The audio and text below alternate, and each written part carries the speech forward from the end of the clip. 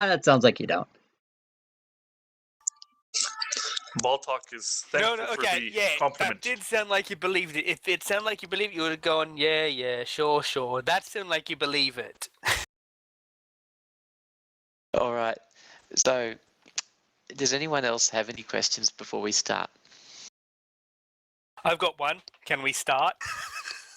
Well, I've as is my want when I play this, I usually talk too much, and I'm thirsty also, and I've emptied my glass of water. So everyone take 2 minutes, top up your glasses, go to the loo, whatever, and then be back.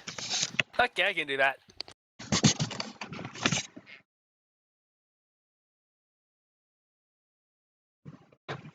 I'm gonna have fun with it.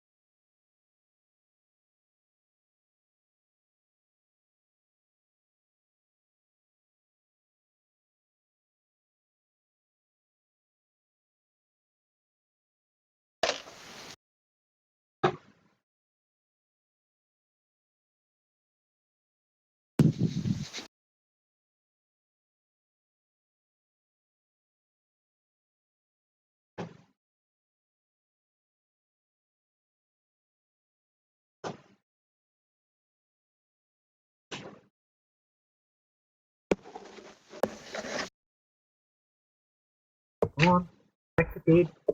So when you're back, put a tick in the vote box.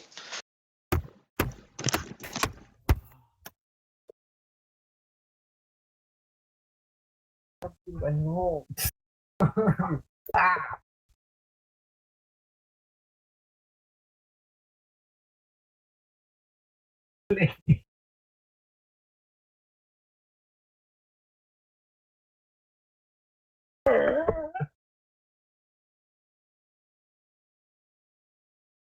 Oh my god. That's what it was.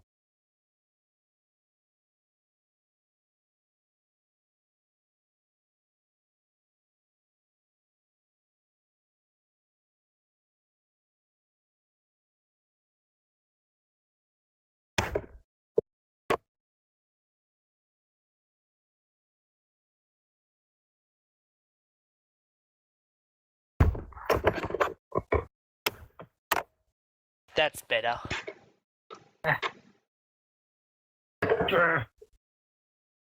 Damien? Yeah. Question. I just thought about was in the bathroom. You know how we're seeking the Tower of a Mad Wizard? Because it used to be a druidic settlement, could it be the Tower of a Mad Druid instead?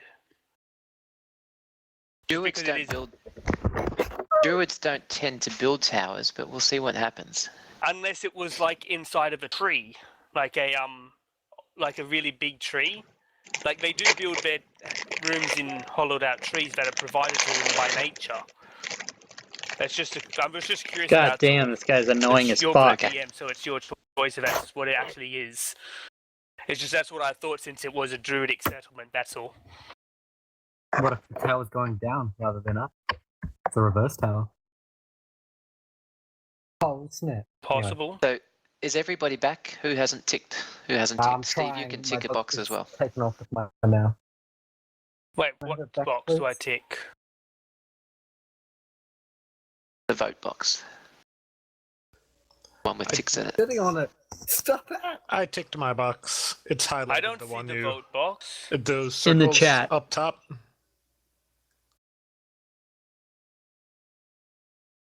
Oh. Okay, and one last question. Does everyone know how to whisper in Fancy Grounds? No. All right. The way to whisper is to type a / and a W and a space, and then start typing the person's name. So if you wanted to whisper to okay, Theon, I think I got it. You would type just like / every MMO.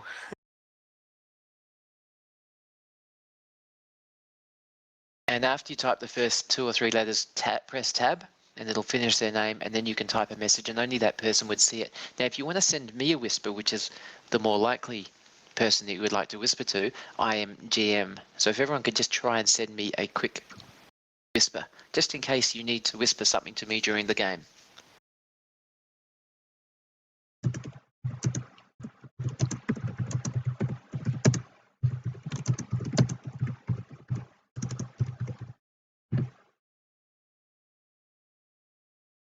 Am I right?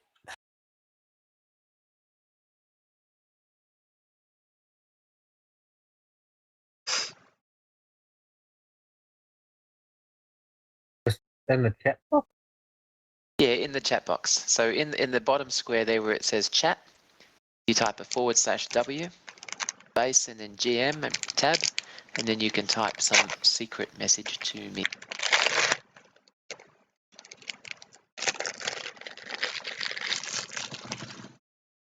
Great. All right.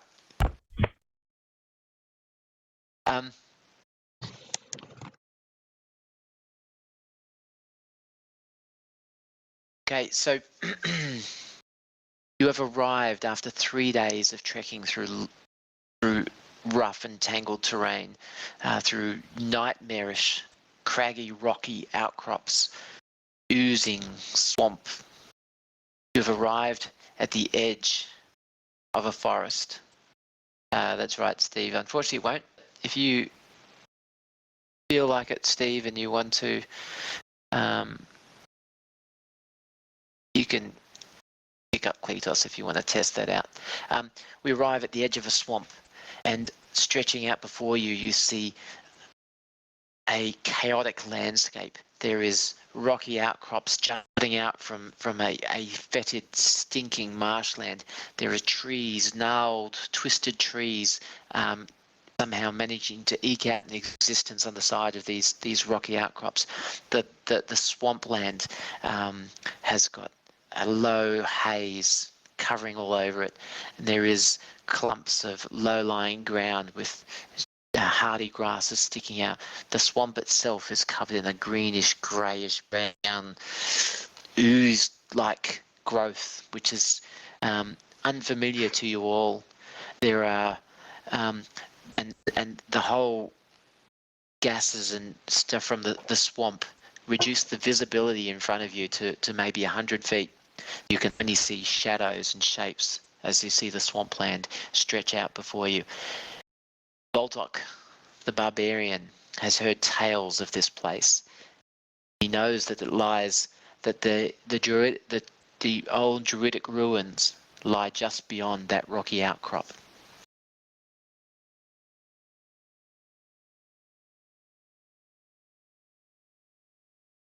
What do you do? I asked Poltok if he knows the general direction of this crazy wizard's tower. I'm just gonna zip out for a sec in terms of the story. There are a couple of moves that you guys have that are not combat oriented. Moves are the standard moves, and they are pull it up. Sorry. Under your special moves, you have no, not special moves, basic moves. You have one called Spout Lore. You consult your accumulated knowledge about something. And you have another one called Discern Realities. So when you have pauses in action where you're not being oppressed by enemies, where you're not being chased, you have time to study your situation. One or more of you may choose to do a Discern Realities or a Spout Lore. So have a quick read of those particular moves, and if one of you would like to try one or the other. Now, we'll just have one person do one or the other, or potentially one do one and one do the other, rather than everyone try and do it. I'll do law because and all that because I'm a druid. Okay. Do you have a good intelligence, Mr. Druid? I have a check. No. No, so it's probably not ideal for you to do. Okay, I'll the discern Spout Lore. reality then. All right. So what you need to do for discern realities on your character sheet is discern realities is a wisdom. You have a +2, so you're doing the so you rolled a 10. So when you closely study the situation in front of you, you may ask 3 of those questions. What happened here recently? What is about to happen? What should I be on the lookout for? What here is useful or valuable to me? Who's really in control here? Or what here is not what it appears to be? So you may ask me any 3 of those questions because you rolled a 10. Do I whisper it to you, or? No. Okay, I want to know, what should I be on the lookout for? Okay, you should be on the lookout for the old druidic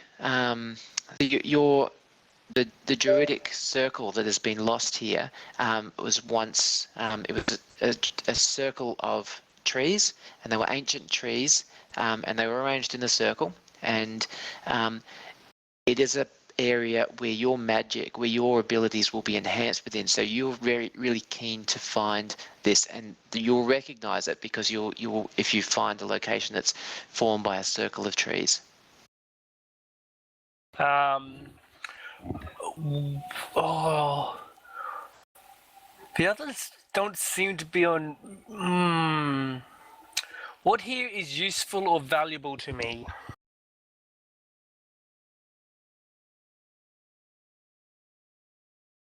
The scum that sits on top of the water, that's growing on top of the water, you notice it's actually like a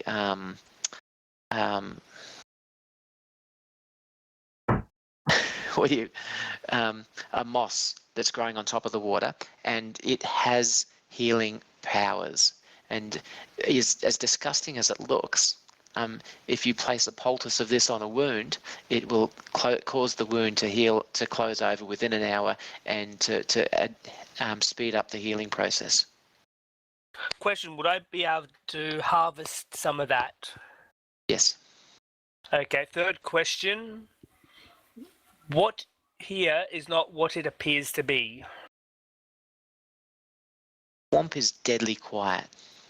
All sound is muffled by the thick miasma, this fog, this haze that sits heavily over the swamp.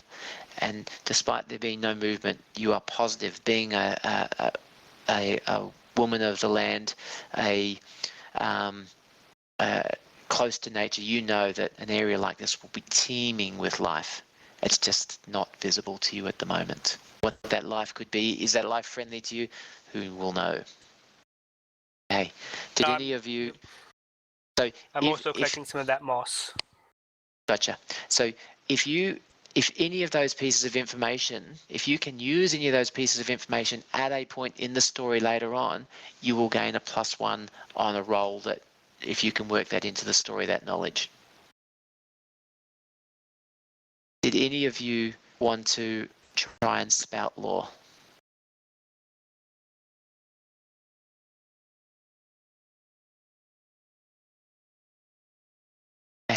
As Nairana is harvesting, as she steps into the water and she is collecting some of this moss that grows on top of the water, she's gently using a sickle just to collect just the very top layer, because it's the top layer that has these healing properties.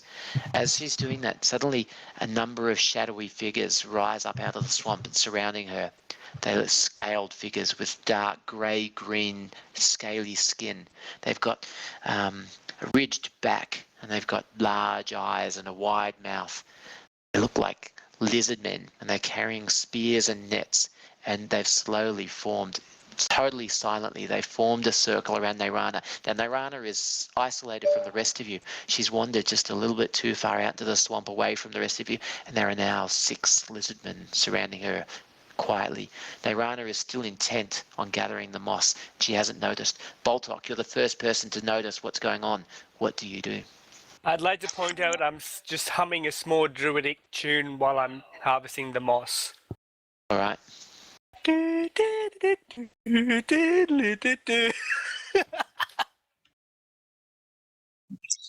Okay. Baltok, notice. I'll draw my two-handed sword, make a war cry, and wade out into the swamp.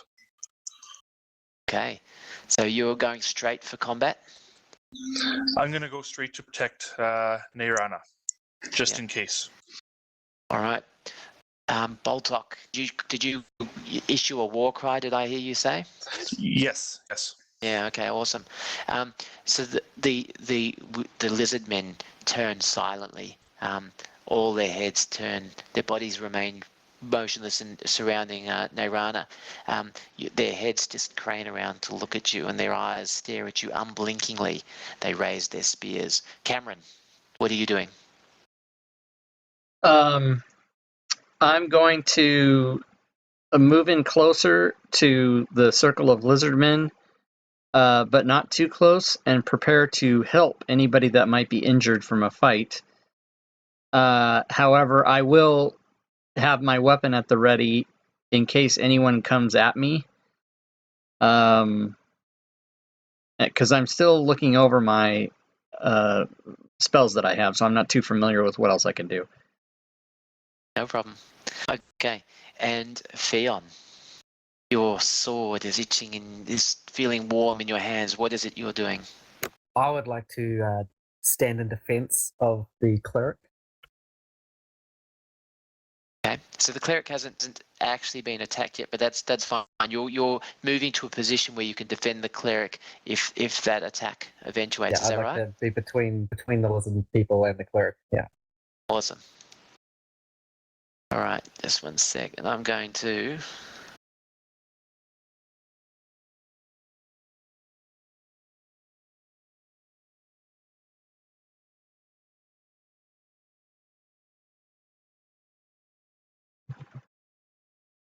I've also got something planned for when we reach the circle of trees we were told about. I plan ahead. Even if I'm not going to be alive, I always plan ahead.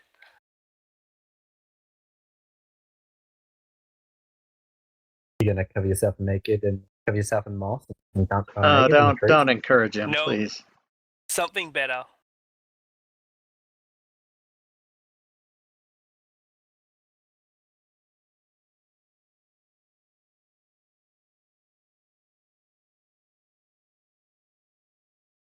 Oh shit, man! What are you doing all the way out there? Collecting pond scum, valuable stuff.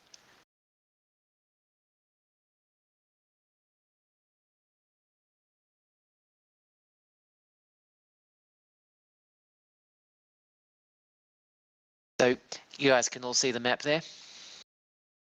Now, Dungeon World's not nearly as tactically oriented, like specifically in millimeters and inches and stuff as D&D, but that's roughly what's happened. So Neyrana has sort of just wandered out. She's only a short little. What is she? I'm a halfling. She's a halfling. She's a very funky halfling. A very sexy, cute one as well. So the water's only maybe a foot and a half deep because it's only just come up to her waist, and she's wandering out there. But the visibility is really poor. Like the lizardman furthest away from you, you can see his outline clearly, but you can't really make out any definition on him. So Baltok, you are moving in with a loud war cry, and the lizardman that's closest to you raises his spear now and turns to confront you. What do you do? I'm not going to attack. I'll wait to see what they do. I'll call to Neyrana. Come quick. Get out of there. Neyrana. Yeah, I heard him. I look up, look around, and I just I go, I'm going to stand absolutely still. Okay. Hang on. I'm literally not really moving all that much. I'm literally just moving my hands, but I stop moving as soon as I see the creatures, and I just vanish in thin air almost. How do you vanish into thin air? camouflage. It's one of my abilities. Okay, so describe your ability to me.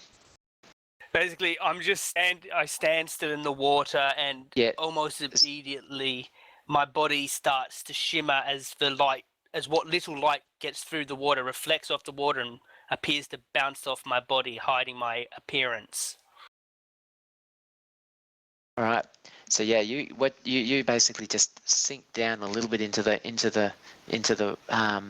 green Water. ooze, and it's almost like the ooze sort of just creeps up your shoulders and up to your neck, and your green hair sort of just blends in with it, and you sort of just glide almost like you've slid into the water. Now, Boltok, you're looking at this array of men. You're calling to Nairana, and suddenly she's no longer there anymore, and the Lizardman beside you has got his spear raised, glaring at you, but he hasn't uttered a word yet.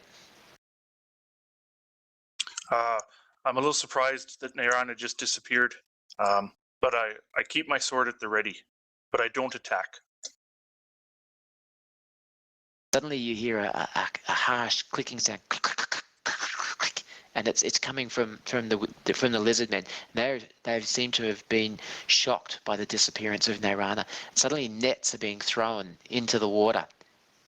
Nairana, give me a dexterity check, please. Hang on a sec, let me find it. Everything suddenly started moving. Everything was emotionless a moment ago. Then Nairana, you feel a net sliding down, coming down on top of your head, and you just move just a little bit, and with your arm, you just let the net slide down beside you, and suddenly there's one on the other side of you, and it slides out the other side of you, and you can see the Lizardmen are hauling their nets back in. They're looking surprised. They haven't found you at all. You're completely invisible to them, and they're searching, they're questing with their eyes. Boltok. I will not let someone be captured again. I raise my sword and swing at an arc at the nearest Lizardmen. All right. So hack and slash. So you step up to the edge of the water, and you do a hack and slash. So you want to do a hack and slash roll first. That's your combat. That's your to hit roll. So on your sheet, hack and slash will be. Yeah. Why haven't you got? I see it now. I know. Question. I know what's wrong here. I don't seem to have my spells. I don't think I actually got my spells put down for me. Yeah, I didn't. I'll need the druid's list. You've got the druid spell list. It's on the PDF. Oh yeah, duh. Yeah, because I didn't have a druid character to made, so I had all the other. That's fine. Ones I done. just have to find the PDF now. So I put the link in there a little earlier. If someone has that link and they could just copy that back in there for me, that would be awesome. Sorry, Boltok, I didn't. For some reason, I thought I'd put these in there for you. Well, I can on my main tab under 2 basic moves, I see a hack and slash. Is that Yeah, there is. I've also stuck it on your common moves at the front now as well. Sorry about that. So you do a hack and slash.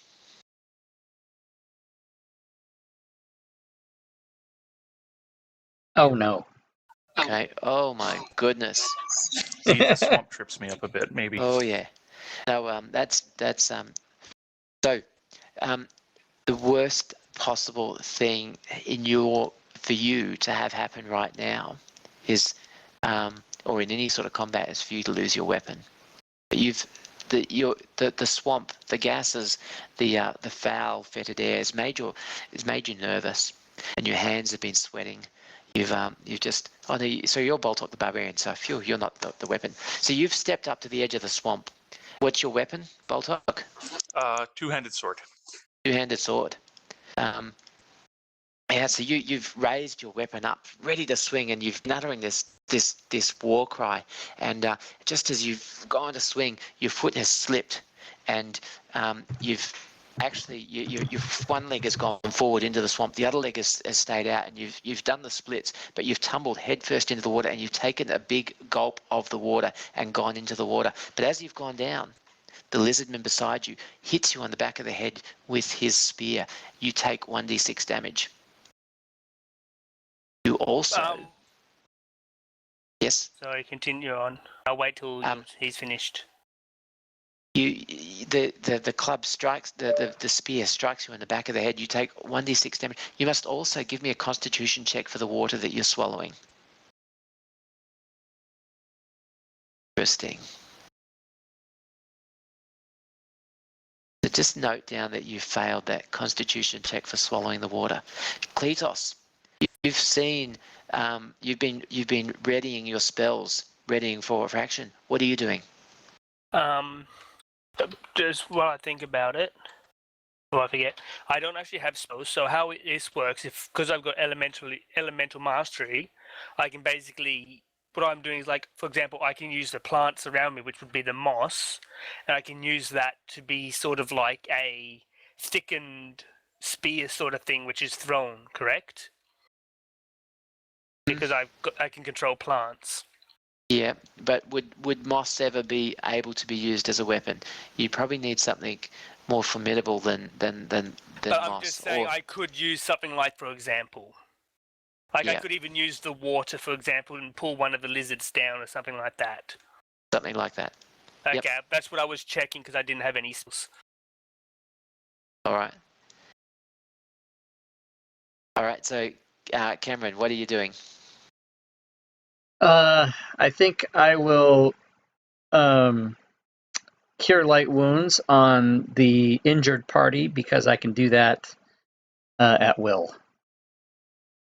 All right. So you're stepping forward to assist Boltok? Yes. Yes.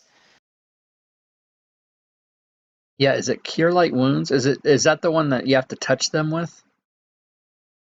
It's my first. Well, it just says.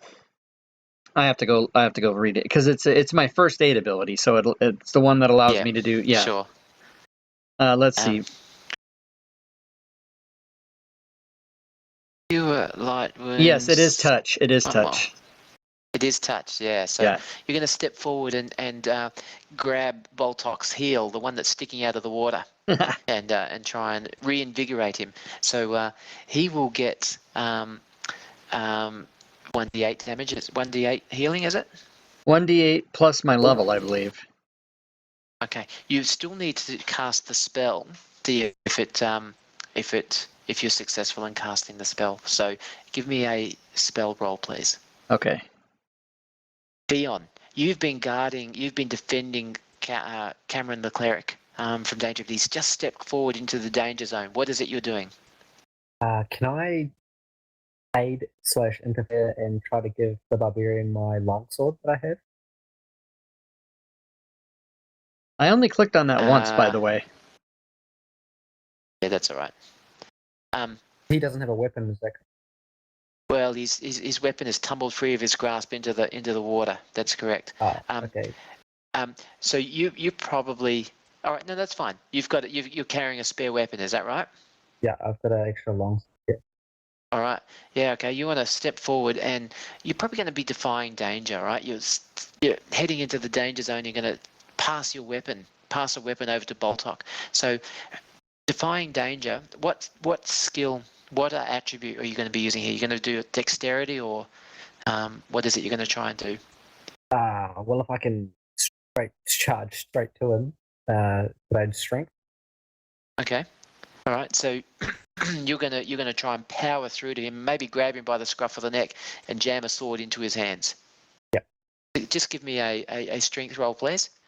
Now, Nairana, the lizardmen are coming closer. They're stabbing at the water with their spears, and then you can see them readying their nets again. What are you doing?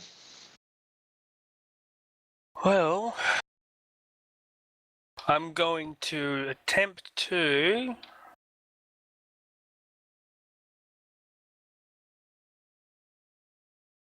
use the water to try and trick that I'm in a different position. Okay, awesome. So you're going to make a ripple of water, and it's like you see in a horror movie or a thriller or whatever, like there's that crocodile or that serpent in the water, and it's the ripples are running away into the corner. So suddenly there's this bulge of water under the moss, and it's headed away from the party towards the north. And you can see the Lizardmen's eyes following it. Theon, you're powering towards Boltok with the sword. And because that was a 10, it passes and it says choose 2 for elemental mastery. Cool. All right. So hang in there with me 1 sec. I'm the fighter. As you go to grasp, you grasp Boltok by the scruff of the neck and go to hand him the sword. And Boltok comes up spluttering, and he's swallowed so much of this filthy swamp water, and he barfs all over you. He just vomits disgusting swamp water all over you, and it's gone in your eyes and everything, and you drop the sword out of your hands. So the two of you are standing there.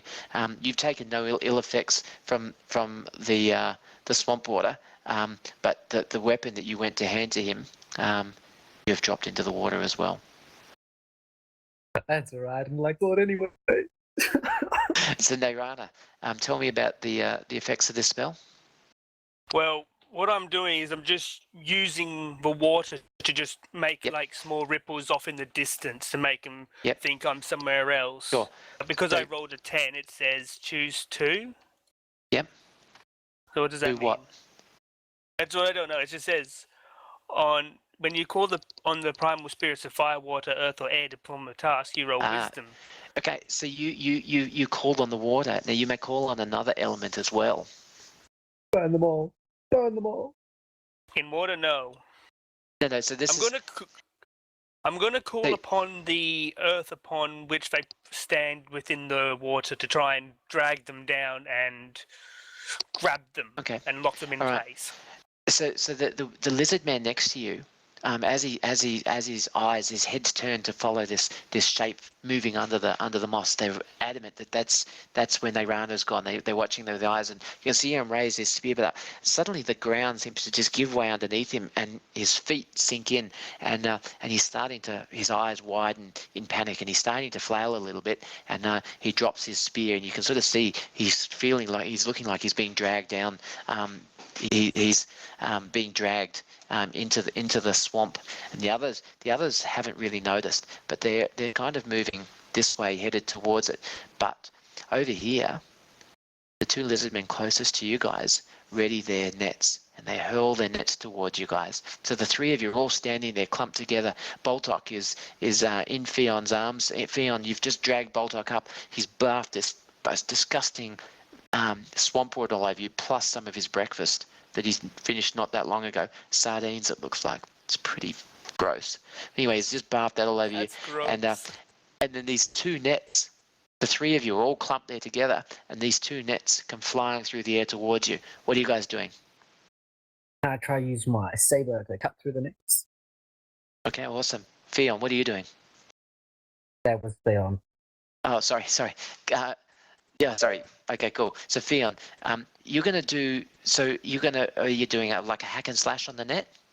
I thought it'd be a defy danger again, but yeah, one of the two, yeah. Yeah, okay. So you're going to try and basically trying to cut the net in two, right? Split the net as it falls towards you, trying to cut it open. Right. So roll me.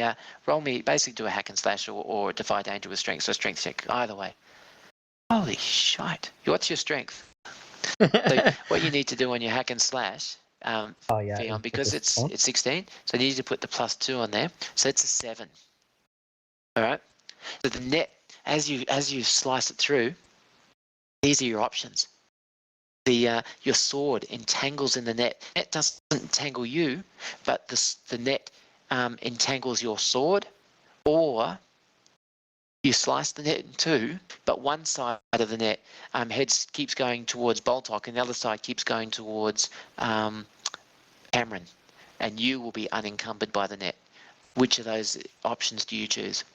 Oh, I'm sorry, guys, but my baby is my baby. Yeah, you guys are screwed. Awesome. All right. So you big swing, lightning reflexes. Your sword leaps out of its sheath, slashes through the air overhead, and the net kind of parts miraculously. Like it's just the sword is cut like a knife through hot butter. But the nets, beautifully woven and constructed nets, continue their trajectory towards the other members of your party, and they're headed towards Boltok and Cameron. Boltok, what are you doing? You've come up, your eyes are spluttering, you've swallowed all this water, you've just bathed, you're feeling really queasy, you've got no weapons in your hand, and 1.5 nets are flying through the air towards you. Oh shit! I'm so startled. What's going on? I can't believe I fell into the water. Can I launch myself at one of the lizardmen? Just jump and try and jump over some of the swamp towards them and land on them. Okay, but there's 2 nets flying through the air towards you at first. How are you going to deal with that situation? My apologies. I'll try and just jump to the side, out of the way. Okay, so this is a defy danger with dexterity. All right, you're trying to be dexterous and dive out of the way of these. So give me a dexterity roll, please. Cameron, what are you doing? I'm going to try to duck under the trajectory of the nets if I think that's possible. Yeah. So is that a dex move, I think? Yeah. Yeah. So you're going to defy danger again with dex. All right. Cool. All right. So Boltok, you leap towards both you ducking underneath the nets. You're never one to take a backwards step. So you're turning your action into offense as well. So you duck. You steady your feet on the ground beneath you, and then you leap forward unarmed towards this lizard man, and you take him by surprise. Give me a hack and slash as you attempt to smash your forearm, your elbow into the throat of this lizard man. Cameron, you have a choice. The net doesn't catch you, goes past you, but it leaves you disoriented a little bit, leaves you turned around. So if anybody attacks you, they'll be at a +1 advantage because you're not facing them. Or the net entangles an item of your equipment and you lose that, but you are still, you lose that, you might be forever or not, but it's lost from your grip, but you are in a position still to act or attack these lizardmen.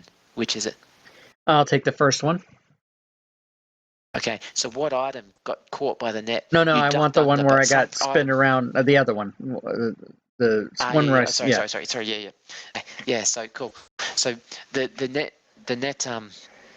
You're just facing the wrong way, and but you've managed to avoid. So if anybody attacks you momentarily, you will be at some disadvantage to them. Okay. Okay. So cool. So the 2 nets have gone flying over your head, totally missing you. Boltok the Barbarian, a big elbow. Describe what happens. It connects with the lizardmen. Tell me what happens. As I'm flying through the air, ducking under the nets, my elbow, I throw it forward and connect with the lizardman's snout. Right. He's got his snout's really flat. He's just got these slits in his face for almost like gill nostrils, and it's really ugly. And it's quite satisfying when you hit it. You think, you can only improve a face like that. Roll me damage. Your damage is the same regardless of what weapon you use. So even if you're not using your weapon, you're still doing 1d10 or 1d8 damage, whatever it is, your weapon on your sheet. Okay, so the two-handed sword says 1d10 plus 2. That's still applicable to bare-fisted? Yeah, there's no pluses for the thing. So okay. Meaty fist, close, forceful, and it does 1d10.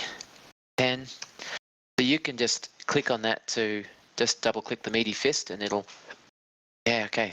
So you will do 3 damage to this thing. This creature is stunned. You can see its eyes roll back in its head, like the pupils. So it doesn't blink still. This thing's just in big bulbous eyes, but the eyes sort of just tilt back in its head, and you can almost imagine the stars spinning around its neck, and it's looking wobbly. The spear sort of slips out of its hand, and is standing there a little dazedly.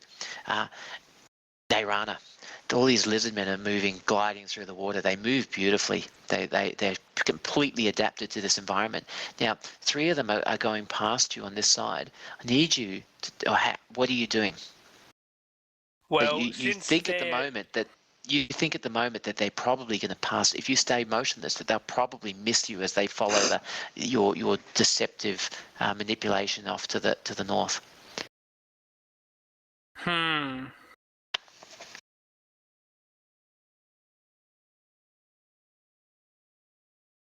Just having a look at my stuff right now. Are there any fish in this swamp water or something like that? Hey, not fish. There's probably eels and things like that. But there are animals, correct? Yeah. Are any of them near me right this second? Depends what you roll. It just says here for eyes of a tiger, when you mark an animal with mud, dirt, or blood, you can see through their eyes. I don't have a thing for marking an animal. No, so you can't see any creatures at this point. So. Okay, I was just checking. That's all. Right. In that case, I'm going to move ever so slowly. Yep.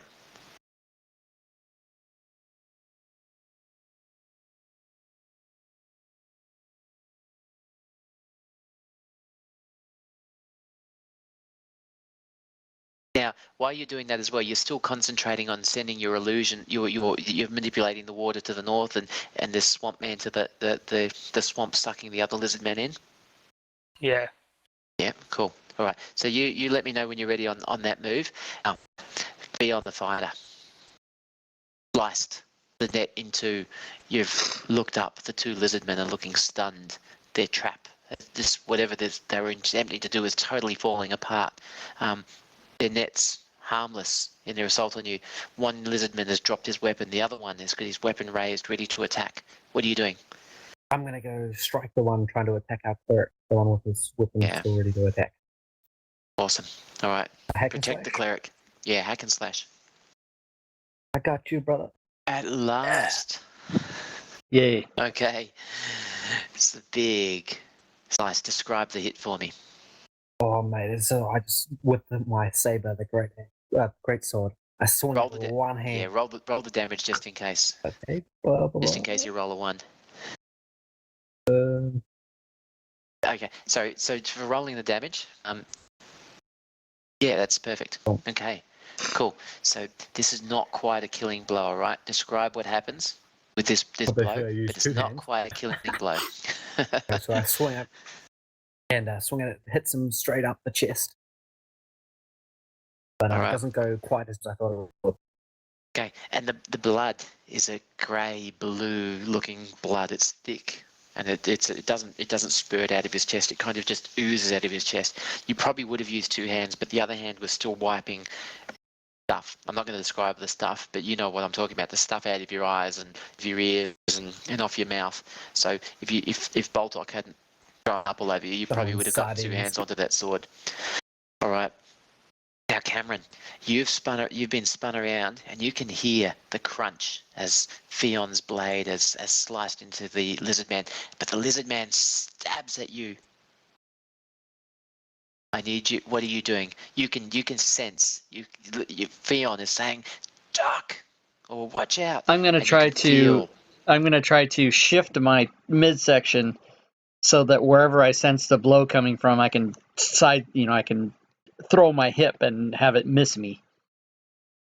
Right. So you get a choice here. You can either do a defense, you can do a defy danger. So defy danger would be trying to get out of the way completely. Defense would be trying to use your armor or your weapon or whatever to block the blow. Yeah. Really, it's Constitution versus Dexterity.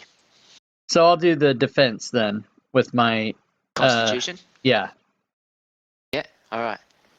Oh no. Roll high, my friend. Oh, I yeah. did not. Okay. So you swing your mace down to try and block the blow, but you're a fraction too late, and you feel the spear slide through the chinks of your armor. Your back. Roll 1d6 for damage, please. Oh, Yikes. Why can't you roll that when you're... Right. Okay. Hold up. Hang on. So you have hold on. I'd like to do this because I was having a sneezing fit, so I couldn't respond. Before that spear hits, I'd like to cancel off the illusion I've got and try and command the earth to knock the spear away,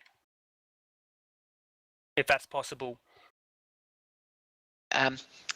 So how just Sort of like putting up a wall of mud or something, like more like thick mud to try and stop the hit. As like an Alright. aid/interference roll. all right? So probably it's going to be hard for the mud to sort of rise up and knock the spear out of the way. Probably what you could do is cause the lizard man to lose his footing. The Whatever, earth just to move make up, it. yeah? Yeah, well, that would Yeah. do. So do I make Okay. do I have to do 2 because of aid and interference? If I pass that, do I have to make the elemental mastery roll as well?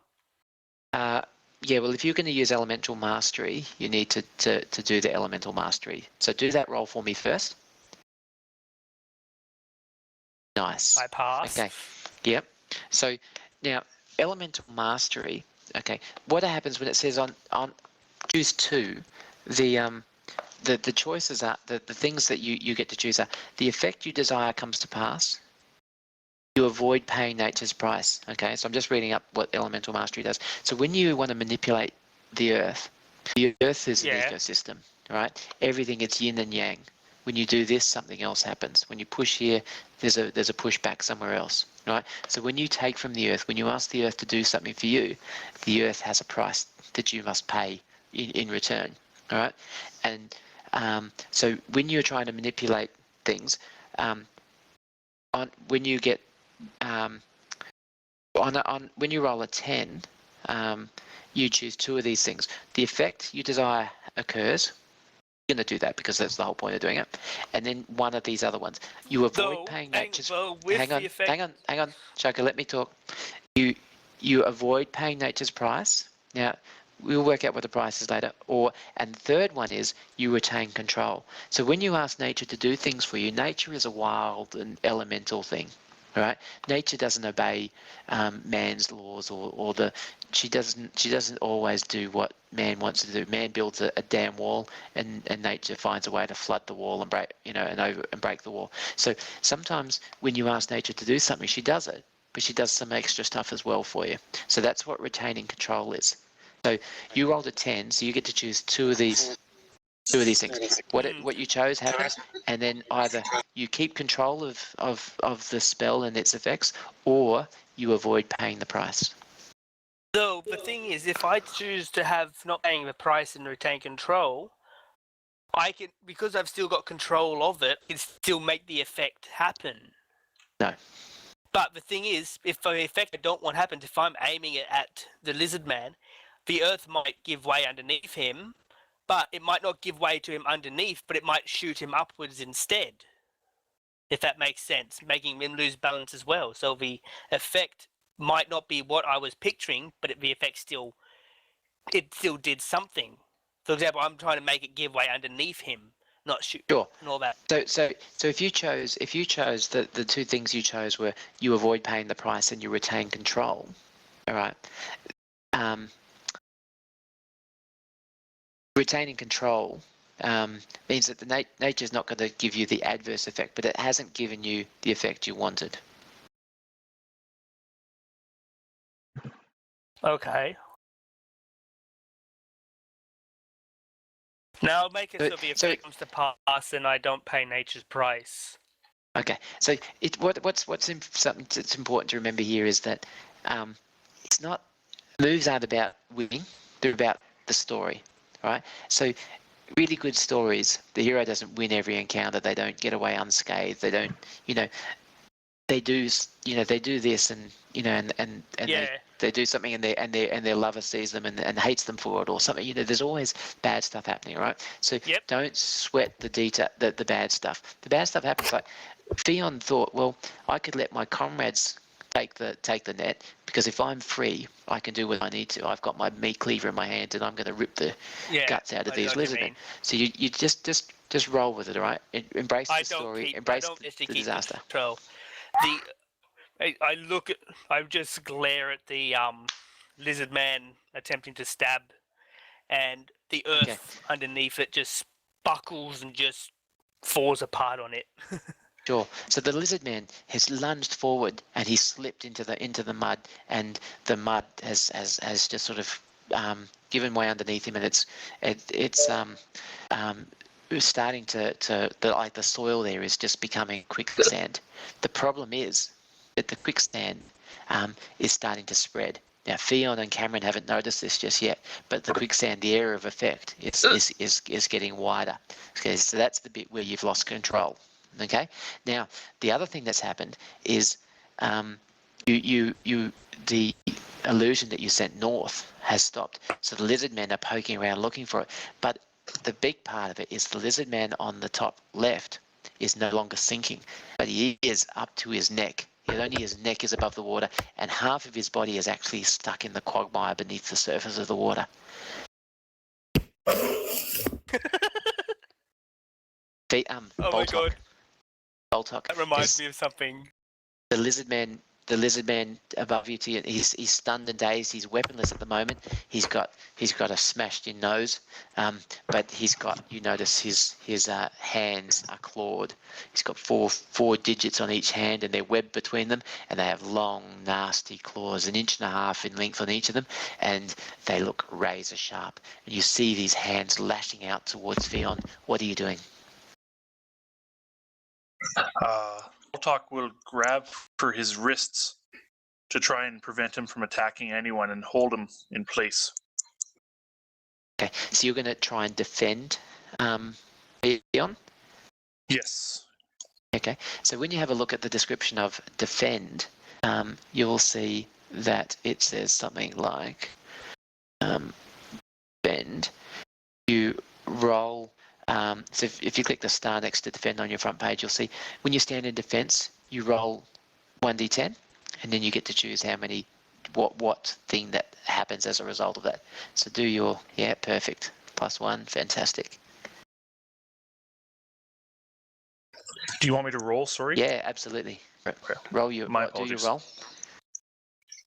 Perfect. So 10. So you get to choose 3 of those results. You can redirect the attack yourself. Maybe. You can halve the attack's damage and open up the attacker to an ally so they gain a +1 on attacking this thing. And you can also deal damage to the attacker equal to your level. So you could deal 4 points of damage to this guy. So you could grab these wrists, and you could crush his wrist bones in your meaty hands, right? And in doing that, you haven't been able to stop the blow completely. The blow might still rake across Fion's belly, but Fion will also get a bonus when she attacks. Something like that. Does that make sense? Yeah, so I get to choose 3 of these 4 bullet points? Correct. Okay, so I'll go with deal damage to the attacker equal to your level. Bang. Yeah. I'll open up the attacker to an ally. Okay. And I'll redirect the attack to myself. All right. In saying that, if you halve the attack's damage, Fion's armored, right? And her armor will reduce the damage as well. So in this case here, if you went for the half the attack's damage, you would probably give you the best result. No, I think the barbarian would definitely put himself forward. No problem at all. No problem at all. All right. So I want you to roll 1d6 for the clawing attack damage that is directed towards you. 3. Now, you deal 4 points of damage, so your hands crush the wrists of this creature. You can actually hear the bones, just they're fish bones inside. They're not the strong bones of a human. They're much lighter weight, and you're just absolutely crushing them. And this creature is going into shock. It's spasming, and you can see it's just like the blood is just pounding through this creature, and its eyes are going wider. And you can see the creature's almost like its head's about to pop off. But your blow actually kills the creature. It goes into such shock from the force of your things that it goes into that you kill the creature, but not before its claws rake out towards you. Now you've got a defense of 1, so you reduce the damage of 3 to 2, and you'll take 2 points of damage. I'll mark that on your sheet. But the creature has dropped to the ground. It's limp in your hands, like it's just gone slumped, limp in your hands. Can I just step out of game for just a second? Go for it. Earlier when I fumbled there and fell in, I took 4 damage. I didn't write it down. I just put it on my note sheet. I don't know where I'm supposed to write that 4 damage I took. Thank you. That's Boltok, was it? Yes. All right. Now that damage was from what? Was that from the Lizardmen hitting you? That was from the ingesting the swamp water. Okay. So your armor wouldn't protect against that. So you'll take full damage from that. So you've got 6 wounds at the moment. Cool. Is that somewhere on the character sheet? I should be putting No, it in myself. It's on the combat tracker. Oh, sorry, I didn't have that open. I don't see anybody Ken. injured in the combat. Oh, now I do. Yeah, only Bolter. I think he's the only person that's actually taken damage. Or has someone else taken damage? Some of the creatures have. No, I don't think any. Oh, yeah, actually. Sure, but you won't. I'm not. We I'm don't not see their health. displaying those for you. So, Oh, yeah, okay. Okay, I'll put the damage on there for them. Sorry, but you won't see their health. Or you shouldn't see their health. See their health? No, but No, we if just see the wounds. we just see Cool. the Okay, they all but- say 0. Do you actually see a number of 0 for health or for wounds? For Oh, wounds. Let me just have a quick. Sorry.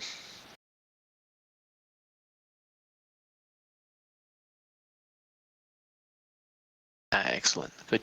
All right. Let me fix these up. So 2 of these guys had taken 3 hit points of damage, and they were Lizardmen 4 and 6. But 4 is now deceased. He's taken. Taken 3. 4 is 7. So he's dead. And Lizardman number 6 has taken wounds of 3. All right. Okay. Can you guys see? Yeah. The Yeah, wounds now we maybe? see the Yeah, 3 okay. and 7. Yeah, Cool. perfect. No problem. Now,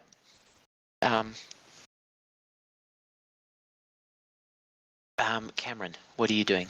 You somehow you sense this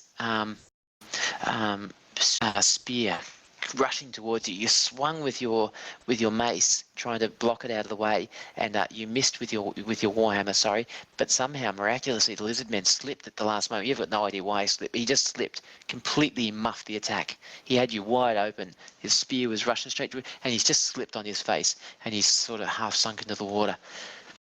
Okay, What are I you will doing?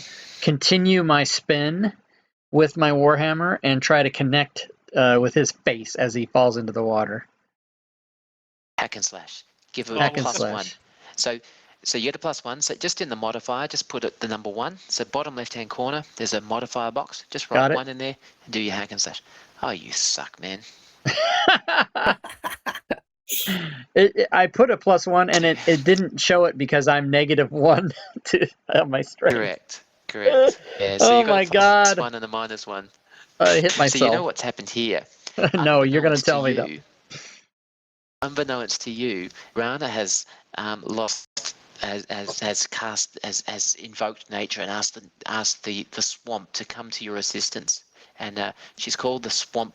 The swamp marshlands underneath to open up underneath it with Lizardmen and swallow him, but the spell's gone a little bit wild as druidic magic tends to, and the quicksand that's opened up on Lizardman has opened up underneath you as well. You haven't realised it just yet, but you just think that you've stumbled forward into the swamp and your feet have sort of sunk up into the water.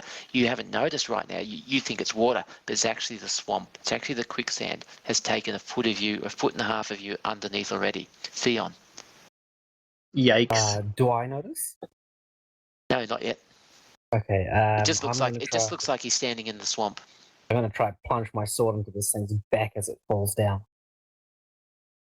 +1 hack and slash. How do I do the modifier? So bottom left-hand corner, there's a big square Oh, yep. called modifier. I think I got it. Put a Yep, 1 in there, and then just do roll. whatever roll you're going to do next. Yep. Oh. Smashed it. All right. Oh, Now, roll for damage. 1d10, and then describe it for me. I can tell you right now, even with a 2, all right, a 2 is not going to top his head off, but a 2 is still going to be a killing blow in this case. So, you know what? so, Don't worry about it. You did maximum damage. You rolled a 13. All right, you got a 13. You did maximum damage. So tell me what happens to this poor lizard man. So I grab both hands on my sword, stop it. Like pulling a sword from the stone, but the opposite. I just ram my sword straight down his spine. Two-handed. It's like that. It's like you see in well, we've got not Russell Crowe here, but when Russell Crowe in Gladiator, and they do the ceremonial killing or whatever. They're about they plunge the sword down the neckline, just beside the neck and the shoulder, straight through the chest, through the heart. Your sword just goes clear straight through. But when you rip the sword out, you basically don't worry about pulling it straight up. You just come straight out of his chest, and he kind of just opens up, kind of like you filleted the fish. He just opens up right in front of you and just sort of slumps to the ground. It doesn't look very appetizing a meal, but the Lizardmen will worry you no more. The bloodlust is up in you now, Fionn. The blood is rushing through your head. The sword is singing in your hands, and you're looking. Your first thought now, after the Lizardmen, is the other Lizardmen in the swamp. Now they've stopped tracking north because they've lost sight of where Nayrana went, and they're starting to look around, looking for Nayrana again now. Nayrana, what are you doing? I'm going to move ever so slowly to the shoreline. All right. In which direction? This Yeah, direction. in that direction. All right. So I want you to. You're going to do that dexterously. Yeah, so I'm doing it slowly. Yeah, cool. And are you doing anything else while you do that? Because you're trying to use your camouflage roll, your camouflage thing. So camouflage says you've got to stay still. Perfectly still. So, yeah. But because So, the others aren't actually looking this way at the same time. all right. So let's do a dexterity roll for that. Yep. Sweet. All right. You've somehow managed to get some of this lovely swamp moss in your hair even, and it's just sort of dangling along behind you, and you're just blending perfectly into the swamp. Now you get to the edge of the shore, and you realise that when you step out, you're going to lose this cover. So do you step out or do you stay in? I stay in. All right. So you're still in the swamp. Also, how much did I manage to pick up, as I asked earlier? For you, it requires just the finest. That can only take just the top edge of it off. You've got enough there for 4 salves of basically healing potions. Okay, I was just checking because I asked earlier and didn't respond to me about it. Cool. So yeah, you've scored yourself 4 healing salves. So I'm just going to stay here. Cool. So you're completely hidden at the moment. Oop, ignore that. I didn't mean to do that. That's all right. Okay, Boltok. You see the 4 Lizardmen looking around, and now they sort of look up, and they start questing around, looking. They seem to be ignoring you. Do you take the attack to them, or what is it you do? Yeah, Baltok reached down, grab his sword, and he runs after the nearest Lizardmen. Okay. Fortunately for you, your sword seems to be just sticking up out of the hilt. It's just visible above the slime. So you grab your sword with your left hand, and you go charging at which Lizardman? So the Lizardman closest to you is kind of trapped. He's got you don't know that, but he only his head's above the water, and he looks very distressed. That's the one kind of directly in front of me? Yeah. Yeah, that would be the one I'd go to anyways. All right. So the swamp is uncertain footing. So I just need you to do a dexterity roll to get there safely. Fionn, what are you doing? The sword singing in your hand. The blood's I'm looking around for my other sword.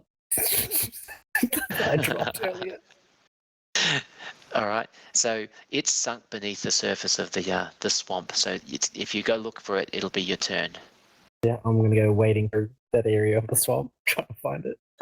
All right, so you've stepped into the swamp as well, looking for your sword. Okay, Boltok, you've rushed forward. Now this guy is basically helpless in front of you. I'm going to give you a +2. He's all he's worried about is the quicksand that's wrapped around his legs and his waist and is slowly sucking him under. So you get a +2 to hit.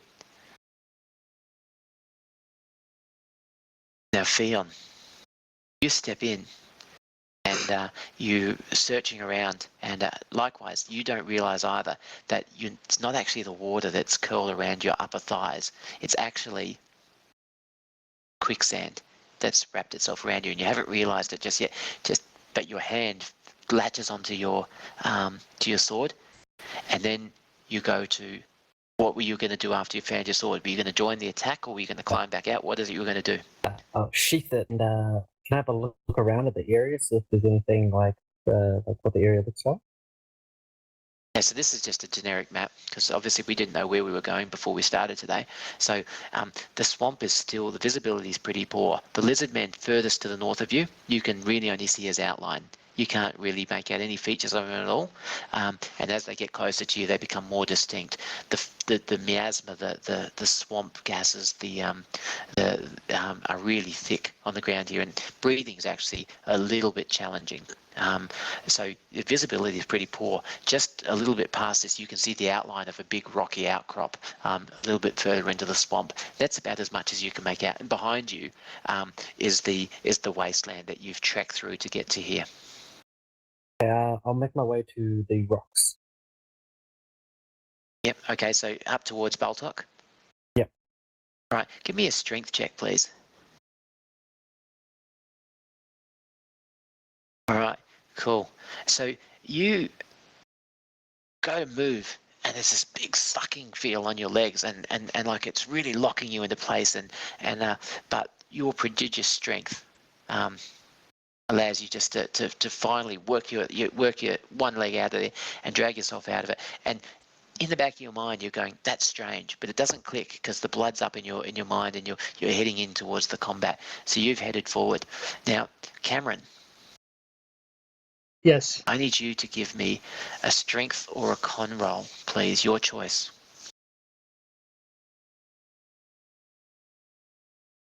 Hallelujah. Yay. Nice. All right, Cameron, you've realized as you've sunk another 6 inches into the swamp that you're in trouble. And what are you doing? I am going to reach for the nearest branch or anything that's a solid to pull myself out of the sink.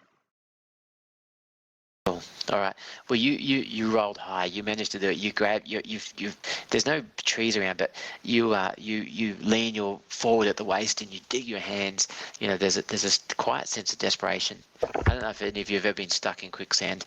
There's a sense of desperation, and it's kind of your whole mind, your vision is sort of becoming tunnel vision. You're just looking for something to grab hold of, and you claw your hands deep into the soil next to you, and you pull your weight, and you can feel your legs starting to pull out behind you, and you flop up onto the soil, and you take a deep breath, and like your heart's just pounding in your chest. Like this wasn't a lizardman with a sword, or a warrior. This was just the elements conspiring to suck you into the deep, dark, moist earth below, and it scared the bejesus out of you.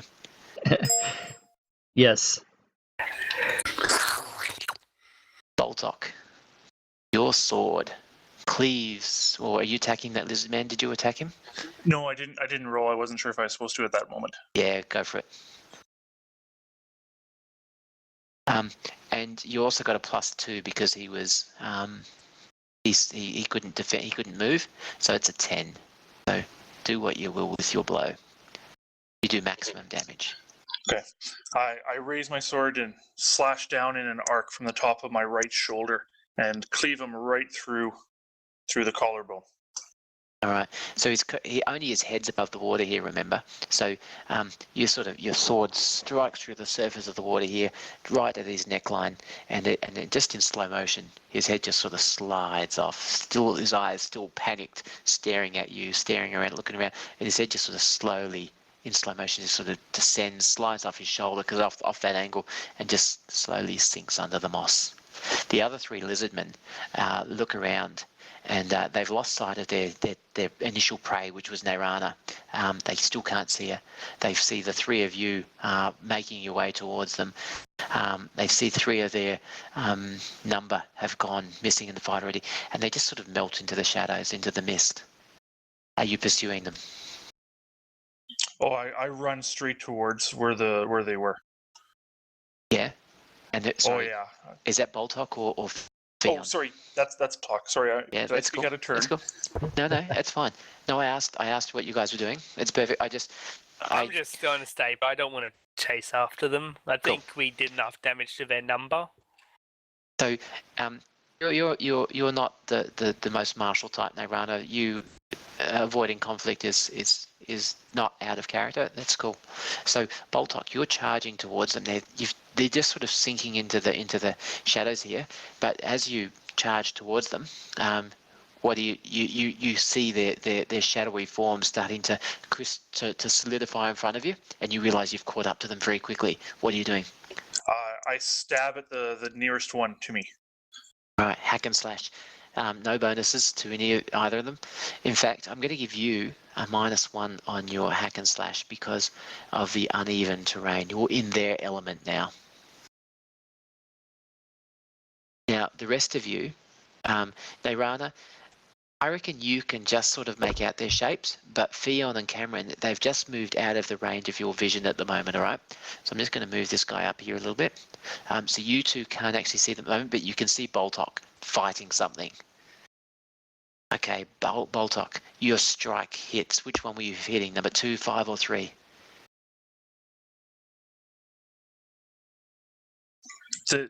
Number 2. Cool. Roll for damage. You struck him a solid blow. Nice. Don't go upside down on me. I think you're dead. Your blow is beautiful. It clears into them. Now you rolled 8 damage. I'm going to let you, if you want, if you do a successful hack and slash on number 5, I'll let you put the rest of that damage on number 5. Perfect. Awesome. All right. You have sliced shoulder on the first hit, Lizardman, right through his chest, all the way out through the chest of the other guy and out through his hip, and these 2 Lizardmen just crumple into the ground. But the third Lizardman unleashes his net towards you. You're at -2 now. Just a -1. I need you to do a dexterity check at -1 to avoid the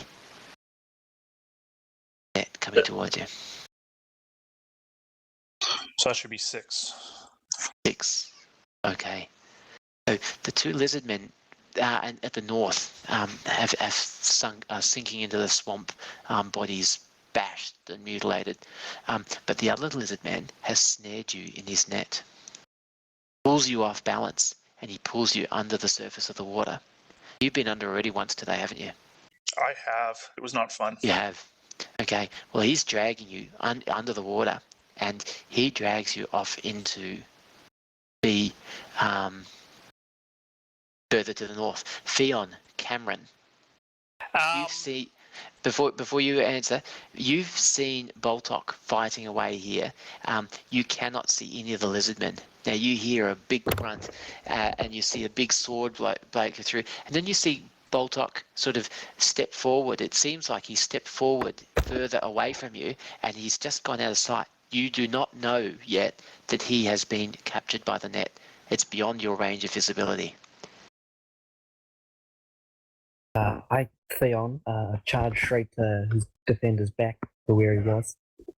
Okay. So you're rushing forward. Nairana, you have a good idea of what just happened because you saw them using their nets. Question, by the way. Bonds, constant use. No. For example, let's just say, for example, one of my bonds was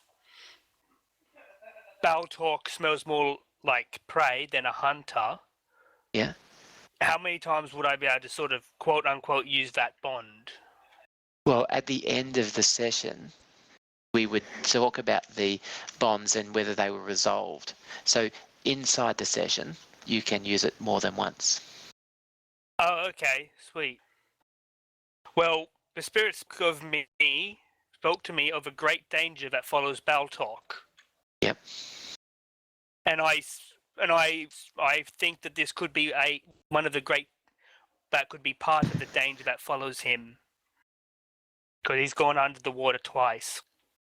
So you realise, Nairana, you realise the tactics of the Lizardmen, and you worried about Boltok's ability, even though he's a tough, wary, hardy barbarian. You worry about him in this environment, and so you were keeping an eye on him whilst keeping yourself concealed. You're pretty sure you saw the net go over Boltok and drag him under the water. So you're keeping an eye on, just like they were watching your Bantam shapes move through. You can see the bulge of this Lizardman and Boltok under the water moving away from you. But it's moving away from you into the gloom. You won't be able to see him for much longer. Fion's charging towards, as you charge towards what you think is the battle, Fion, you arrive and there's nothing there. Can I still go? Yeah. So you're there. What do you do? I would- Because I you would can't like see to- Boltok or the Lizardman. They're hidden from view. Can I talk to my earling to ask it what I should do? Can you talk to who? My You don't know earling, where my I am. sword? I'm still hidden. You were talking to your sword? Yeah. Yeah. Is that a move you have? Yep. That's called Yep. earling. I go charisma, I think. Okay, so just double check what it says in there. Let's see, we'll pull up your character, Fion, heirloom. It should be on the front page of your sheet. When you consult the spirits that reside within your signature weapon, they will give you an insight relating to the current situation and might ask you some questions in return. So you arrive at the battle at where you expected to find Boltok. He's not there, and you got your sword in your hands. It's vibrating, it's humming, it's it's resonating with your spirit, So first roll the dice. So 2d6 plus charisma. What's your charisma first? It's 12. 12? Yeah, okay, Yep. so that's cool.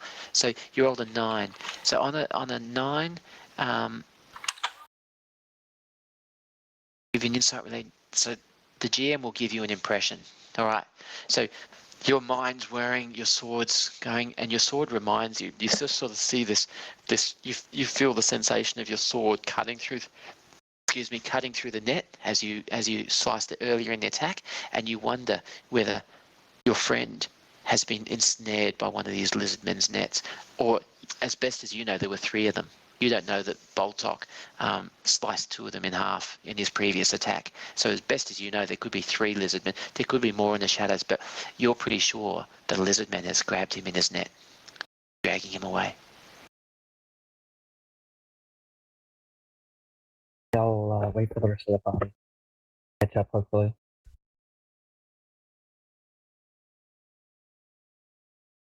I have shown Cameron the secret ride of the land. It was a whisper. I don't want it to be Blah, blah, known.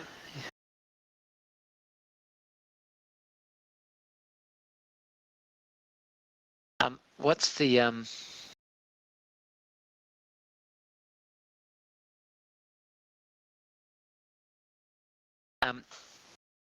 what ability are you using for that? No, Communion of Whispers is one of my abilities Yep. that allows me to Sure. speak to the resident spirits. I'm basically asking, would that work as a possibility? Because I've got a plan later on that will be involving that ability.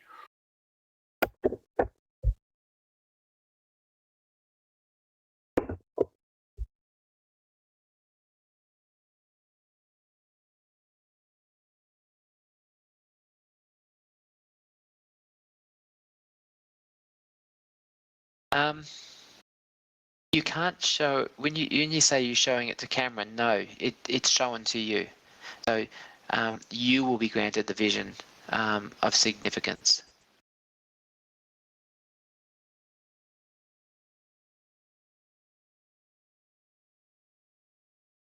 You can do the Communion of Whispers, but No, what I'm saying is that I showed him a secret right of the land, being ability to be able to talk to the spirits. So in a way, I think he'd be able to talk to the spirits as well, because I showed him the druidic ritual to do it, basically.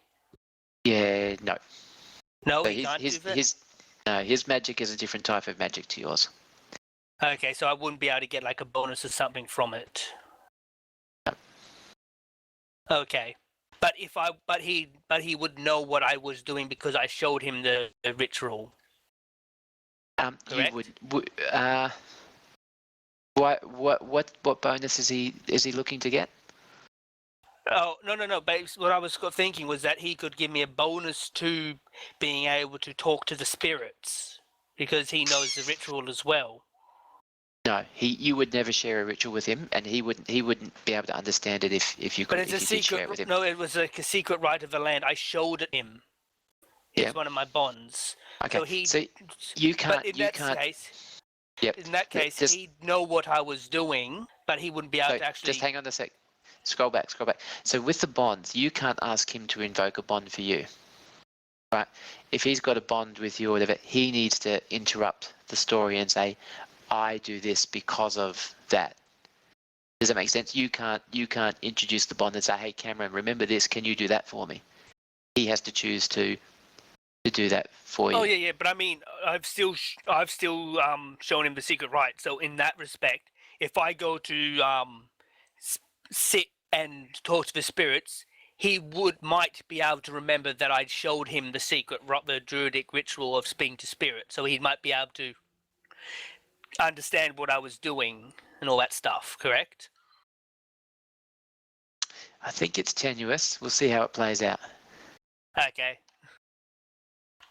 So it's basically like if, for example, if you were to go to a Maori war dance, as Americans, they wouldn't understand what the war dance was. But if you were actually a New Zealander, you'd somewhat understand what it was because it's something to do with your land. Sort of, and that makes sense. And if the Maoris were doing a war dance and I tried to join in or tried to assist, I think That it would be very I don't think they would welcome that. Oh, okay, yeah. Okay, I understand that. So but your ritual is between you and the spirits, land. yeah. Yeah, his But what his I'm magic saying and now, his. because I understood that, so what I'm saying is now he'd know what I was actually doing and know what it involves because I showed him the Sure. ritual, but he can't assist. He probably wouldn't be able to assist you, no. But he'd know and what now- I was doing Probably would. in a way. Okay, that's Yeah. okay. And now he might have a bond that I'm not aware of that gives him an ability to assist, but just the fact that you've shown him or performed this ritual in front of him before wouldn't give him the ability to assist you. Unless it required, for example, like herbs or something, he might be able to go look for the herbs or something like that. Correct? Maybe. Okay. Maori is a native to New Zealand. Okay. It's what they're called. So, Boltok, I need you to do a constitution check for me, please. Fion, you think Yes. that your friend has been snared by a net, but you've got no idea where he is. Boltok passed this constitution check, but you did fail one previously. You didn't fully pass this one. So you've swallowed some more water, and you are struggling vainly in the net. But one hand breaks the surface of the water in the distance. Fion, I need you to give me a dex check to see if you spot the hand breaking the surface of the water. Do. Okay, you now know where they are. Hey Rana, what are you doing? Trying to rescue him?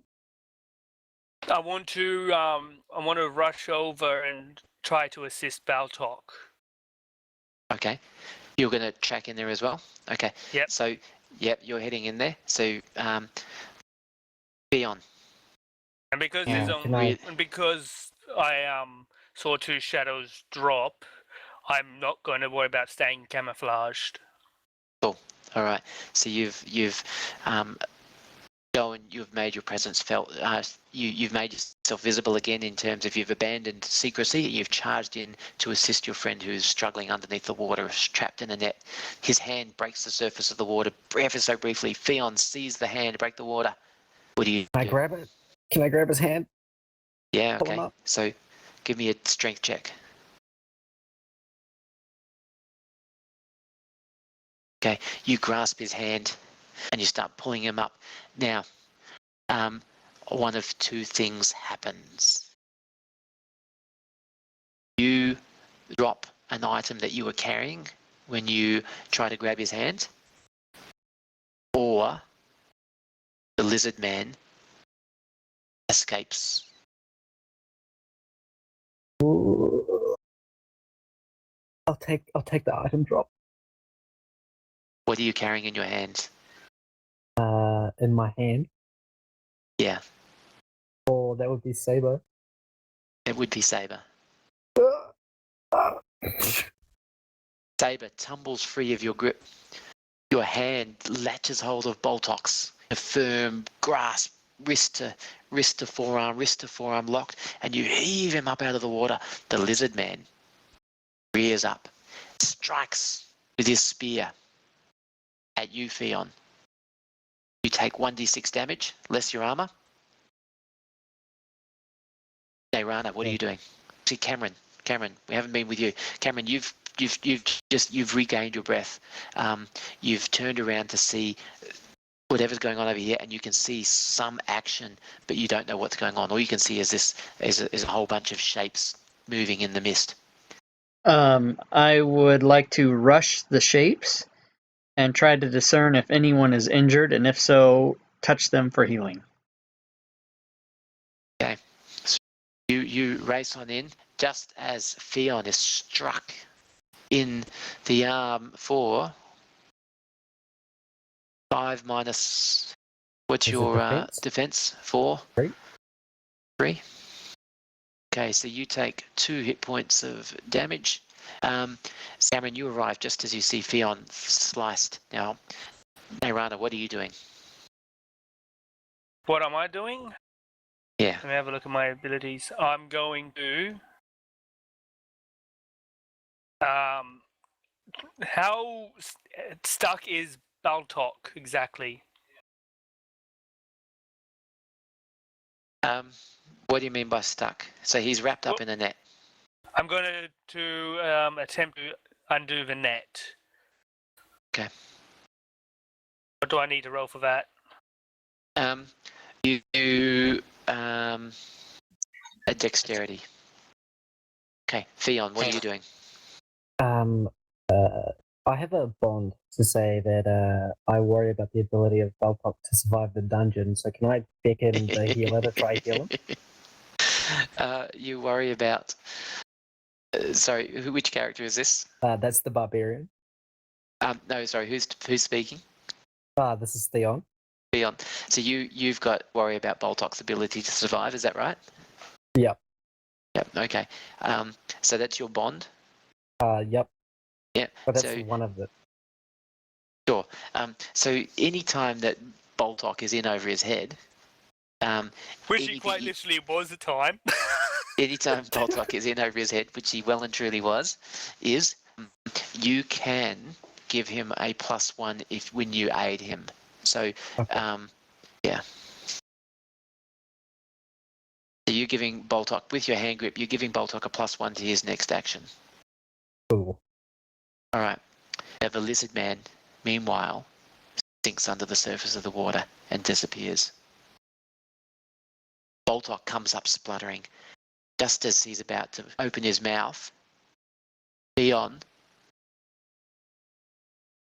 Slaps ducks. him around the face. Fion ducks, and the vomit harmlessly throws into the back into the swamp, and Boltok is looking like he has no idea how to look after himself. You are right, Fion. Boltok is looking really bad. He's there's swamp water streaming out of his nostrils. His hair is plastered all over his face. His eyes are bloodshot and crazed looking, and he's come up. He's lost his sword again, and he's feeling really debilitated. Boltok, you will have a -1 on all con checks from here on in due to the swamp water that you've taken. So you are what's it called? Sick.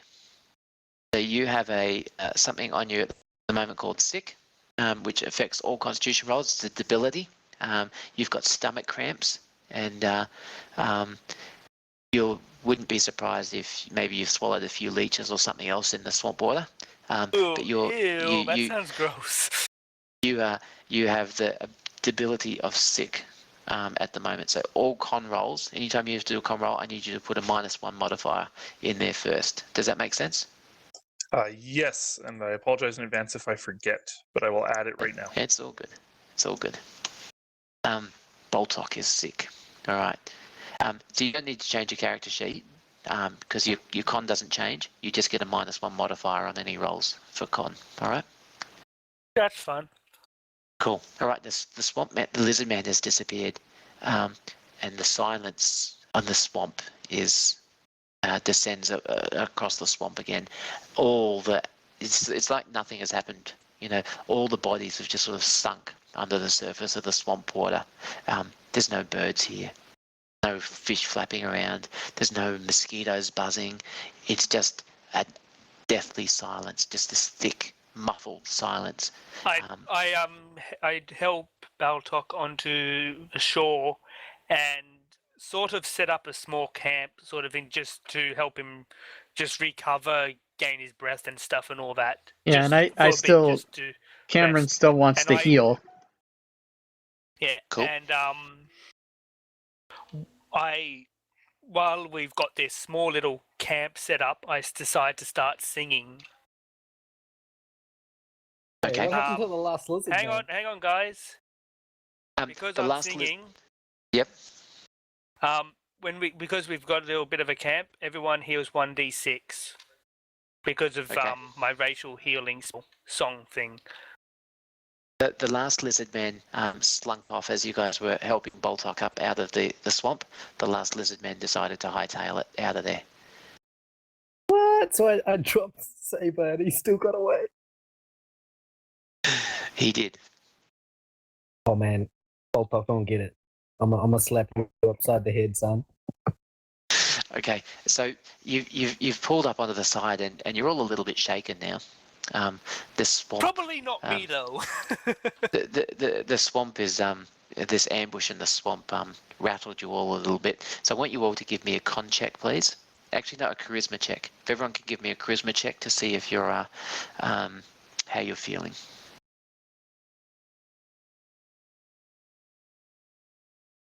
On the fact that you've lost, that you dropped Saber twice in one skirmish, has left you feeling a bit rattled.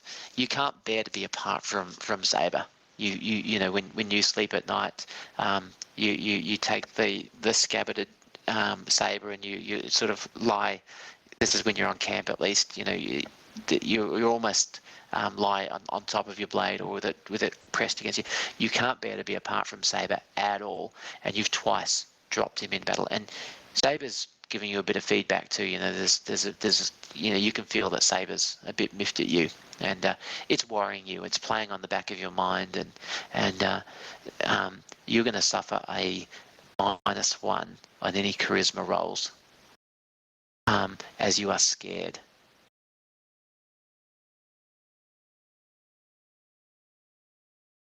Worried, not scared, I but like you're just having nervous. I like having my high charisma.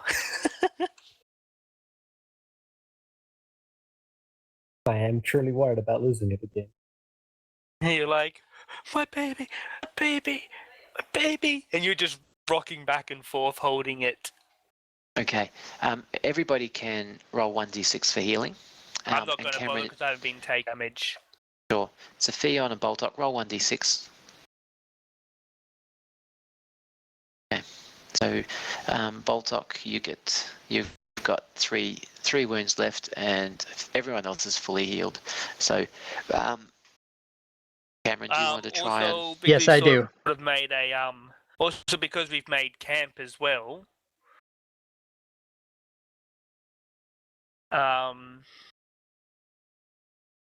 XP and healing. So before in terms of making camp, all right. If you make a full camp here, hours are going to while away, and you don't want to be caught in this Swamp at dark. So I was swamp. just curious about that. That's all. So I'm quite happy for you to spend the night here in the dark. No. I'm It not. doesn't. It Let's doesn't not. say night. It just says No, it can be just like an hour or two. I'm sleep telling you and all that if you want to make a camp here in here, it's going to while away We do not. hours. I didn't say it's going to last you till dark, but it will bring darkness that much closer. Yeah. Okay. All right. So you're feeling very much refreshed, Cameron. Everybody is fully healed, and you're looking around, and surprisingly, you're all in pretty good shape. But I'm probably the only one in best of shape. you look around, and whilst you're all in good shape, you wonder what you have achieved so far. I'd like to keep extra watch because it is that quiet and we don't want to encounter another ambush. Also, anybody got any major wounds that need to be healed or nothing? Nothing. Everyone's fully healed. Okay, good. We should go onward. Yes, I would like to press on toward our goal, toward our destination, and particularly in contrast to that, get the hell out of this swamp. Okay, Yeah. so you know that you've got to head further into the swamp to find that you've been told that this ancient druidic circle is in the swamp, and from all the direction you've got, you know it's somewhere past that rocky outcrop ahead. All right, off we go. Ooh. Go to the I'll rocky. be right behind the barbarian. Okay, so as you going through the swamp, the only sounds you hear are the sounds of your boots getting stuck in the mud and going as they suck free of the mud. Every now and again, you hear the faint sound of maybe a flop. Maybe it's a fish flopping in the water nearby. Maybe it's some other creature. Maybe it's something tracking you, but you never see anything. The sounds are always muffled, but you can't tell how far away these sounds are, whether they're 5 feet in front of you, but you just didn't see what happened, what it was that caused it, or whether it was 10 feet behind you, or whether it was 50 or 100 feet off to the side. The sound, the directions, there's no bearings on the noise that's coming through.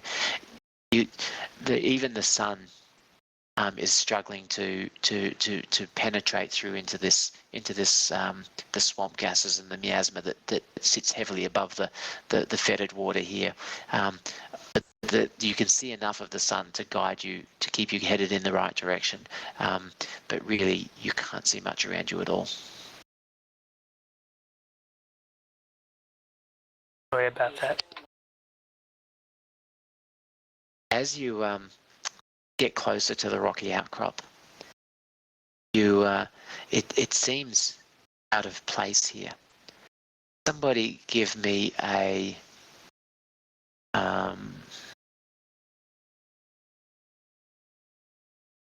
what do we call it?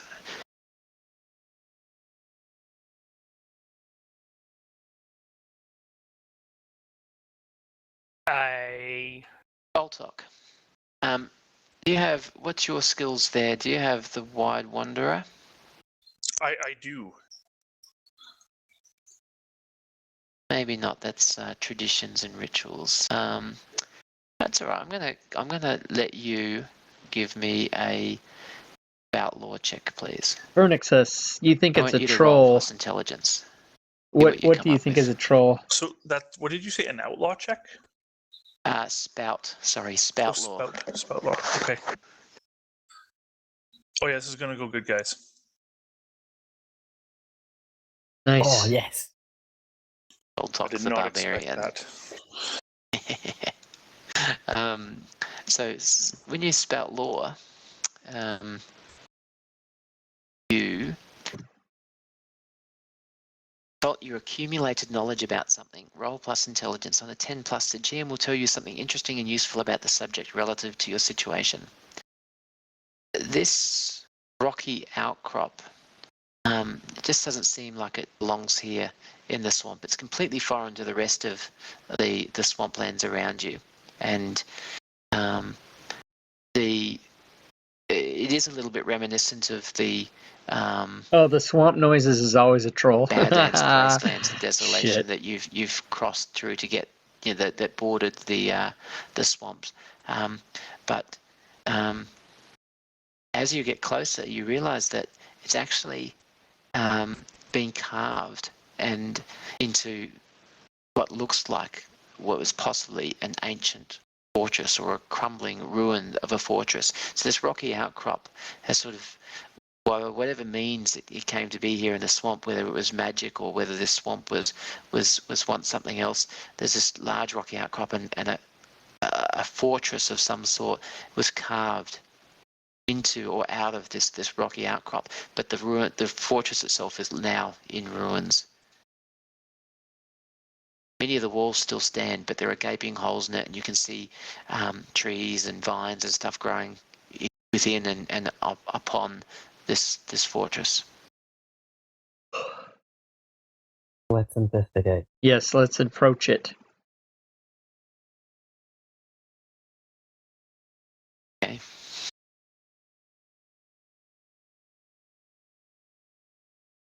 As you get closer, you see that this was once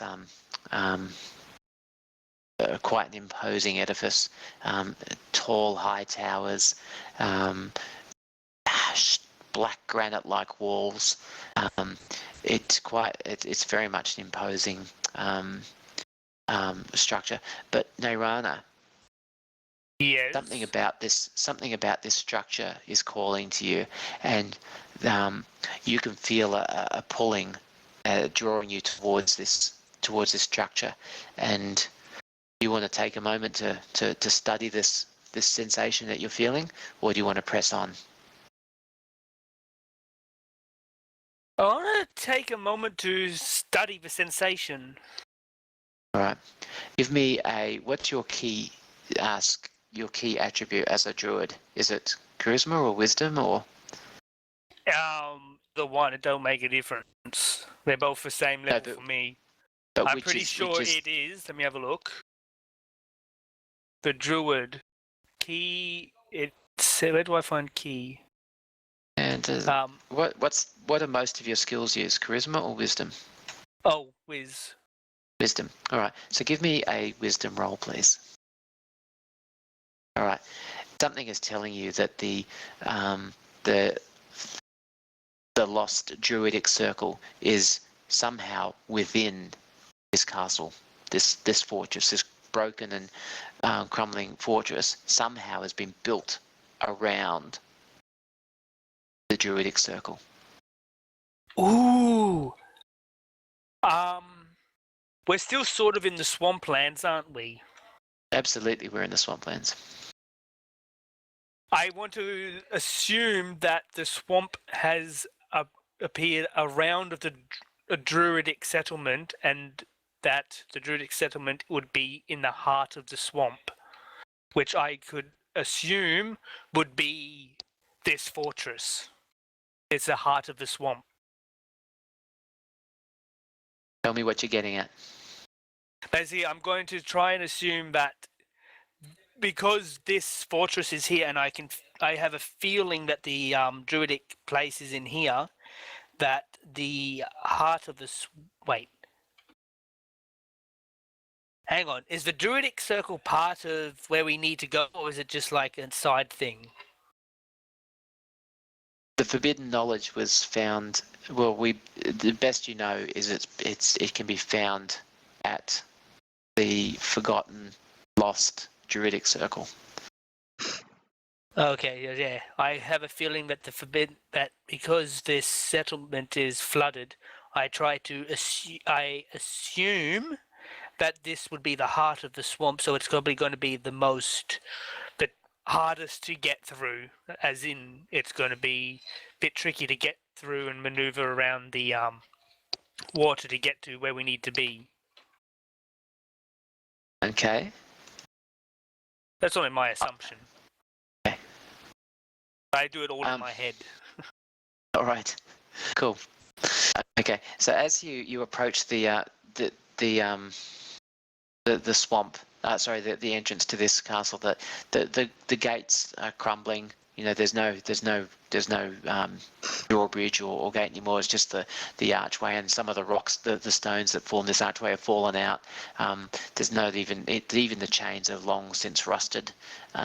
There's lichen growing all over the walls here. There's trees have begun growing on arrow slits, and their branches and tree roots have dislodged other stones, and the elements, the weather, the water, everything has aged this building considerably, and it's in a serious state of disrepair. But as you are heading into through the doorway in front of you, the swamp water doesn't seem to have penetrated just in this particular part. The water seems to be a little bit clearer or shallower, or maybe and as you look through, you see a staircase. You see up ahead of you through the water. You see a staircase rising up further into the fortress.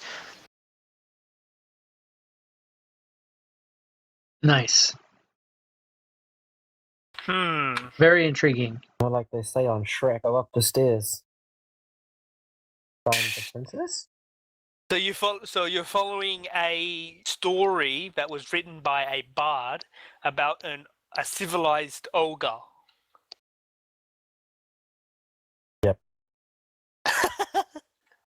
Okay. Up the stairs. Let's go, guys. Let's do it. Okay, imagine this is far more overgrown, and it's far more green than this, and the stairs are crumbling. There's cracked pavers in the stone. Some of the stones out of that archway have fallen, but the two statues on either side somehow seem to have survived the horrors of the elements, and stand there in quiet I'd like to solitude. I'd just like to while going up the stairs, I want to be very careful and just basically keep an eye out for anything, because it is that quiet. Yeah. So you know that I'm going to be keeping an eye out for anything that seems out of place, or something that might appear to be like an ambush place or something like that, because of how quiet it is. Okay. So as you're creeping through the water, you notice that on a pathway here, so you're heading up towards the statues. You're on when you're looking down to the water seems to be somewhat clearer in here, and you're looking down, and what you're on between the first gateway that you're on and the next gateway is there seems to be some sort of pathway, because the water on either side looks to be considerably deeper.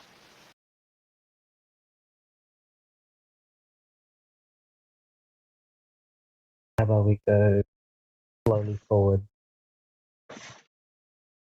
Yep. Staying on the path, obviously.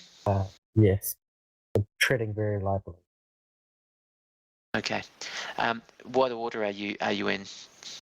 Perhaps let me just close this map, and let's put a grid on here just so we can see where everyone is.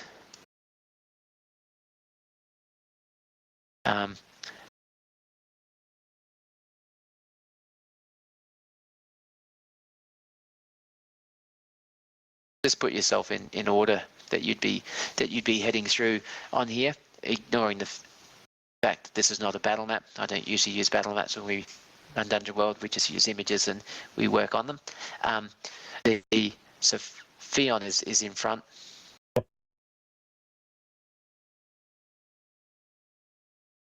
Irana is climbing on top of everybody. I'm trying to get sort of behind, or sort of in between, because I am the squishy one. All right. Now, as you guys are headed towards... Oh, hang on a sec. Beyond suggests that we should inspect the statues. What do you mean by that? They're out of place. Because they look like they're out of place. They were well kept compared to the rest of the structure. They do seem to be in much better condition than the rest of the structure. I I inspect them, make sure they're Yeah. not dodgy in any way? Yeah. Okay. So you're going up towards the statues, and the statues. How are you inspecting them? What are you doing? Well, first I'd have a look, make sure I don't want to get too close. So I'll look, see if I can see anything first. Okay. Yeah. As you get close, they really do stand. They do stand out to you in terms of. They don't appear to have suffered the same weathering and destruction that time has wrought. Time and nature has wrought upon the rest of this Yeah, structure. dry land, The rest of the stairs. structure is Hello. absolutely falling down. Yet these angels look like they could be 25 years old, 50 years old, but certainly not the hundreds of years old that the rest of the structure looks like. So we know what that I'm means. not too concerned about it. They seem probably just a new guy moved in. Maybe we should go ahead and find this new guy. Yeah, it does appear that the newer statues would be some sort of newer residents have erected those rather than the original residents. Okay. Yeah, I agree. Now, the cleric. Give me a wisdom roll, please.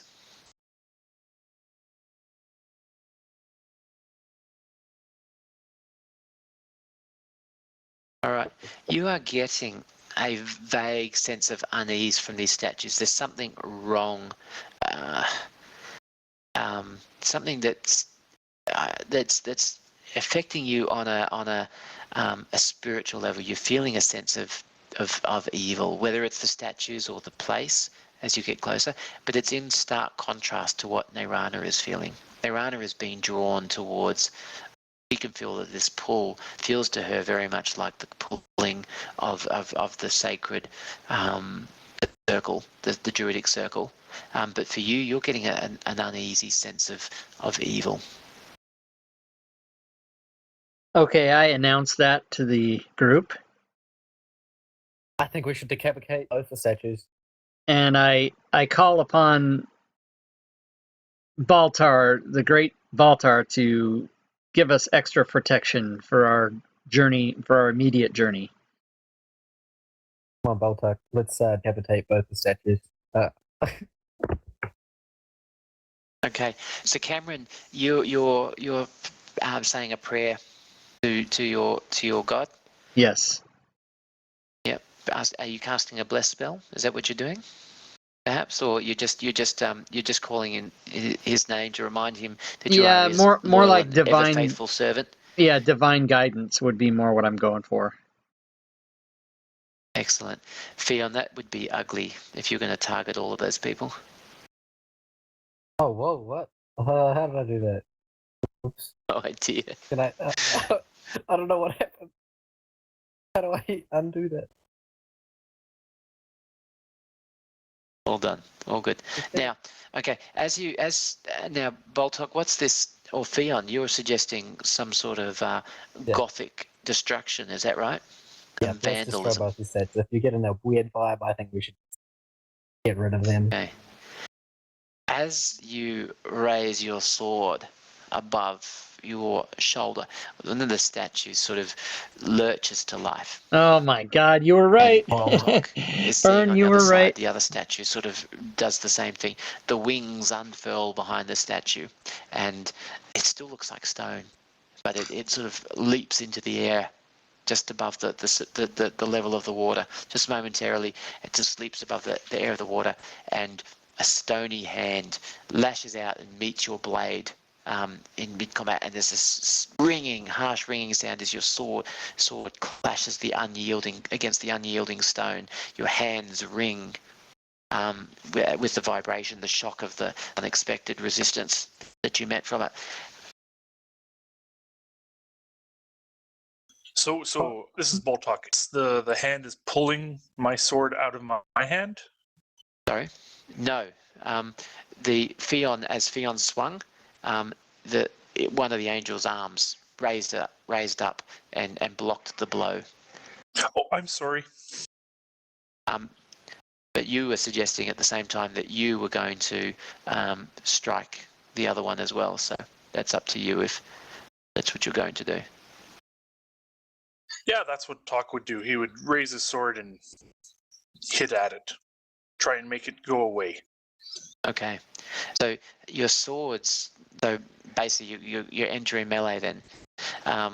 The stone angels are quite, they seem to, well, the wings seem to be able to fly with them. The wings look like they're stone, but these creatures are flying with the grace of an ethereal creature. They're fast and they dart forward as you raise your weapons, and their bony arms, their stony arms, lash out almost like in a karate chop towards you. So, Theon, give me a hack and slash, please.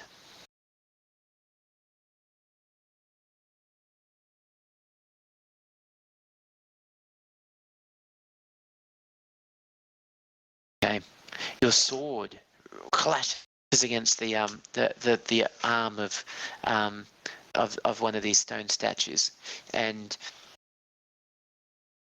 the shock, the reverb, either causes you to take damage from you've swung the sword with serious intent. You either take damage from the shock of meeting this unyielding substance. There's a big heavy clash, or you drop your weapon. And I know which one you're going to choose. Yeah, you know. Okay, You know which so one. roll 1d8 for damage, please. Bottom right one, wasn't it? Is that the right one?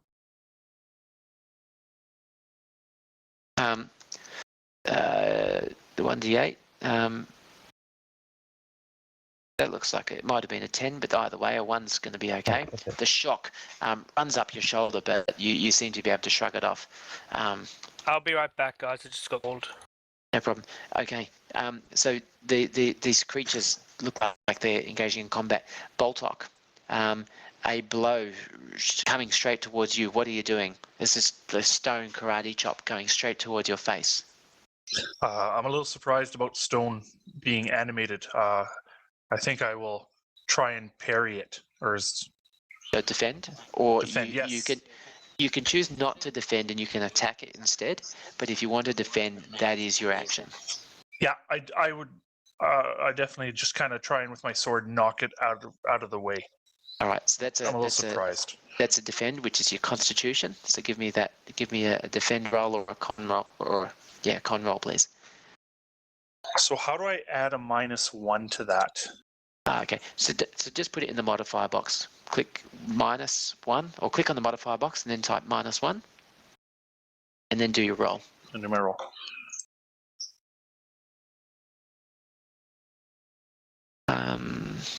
Why did you get 2 -1s? That was user error on my part. For Constitution, I'm pretty sure it's because he's sick. No, I You- edited it incorrectly, so it should just be 7 because I have a +1 for my con modifier, -1. So your con should stay at +1. Yep. So it looks like you've already fixed that in your character sheet. Yeah, it's definitely All right. my. So yeah, you rolled a 7. Okay. So you may choose one of those things to do for. You may choose one of those things in terms of the defense. Fiona, I forgot to get you to roll for damage for what you did to the Stone Angel as well. You do your 1d10 damage, please. Excellent.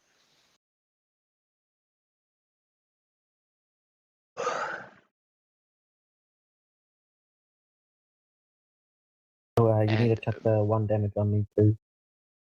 No problem. On who's that on? Theon? Theon. Yep. Okay. Now, Boltok.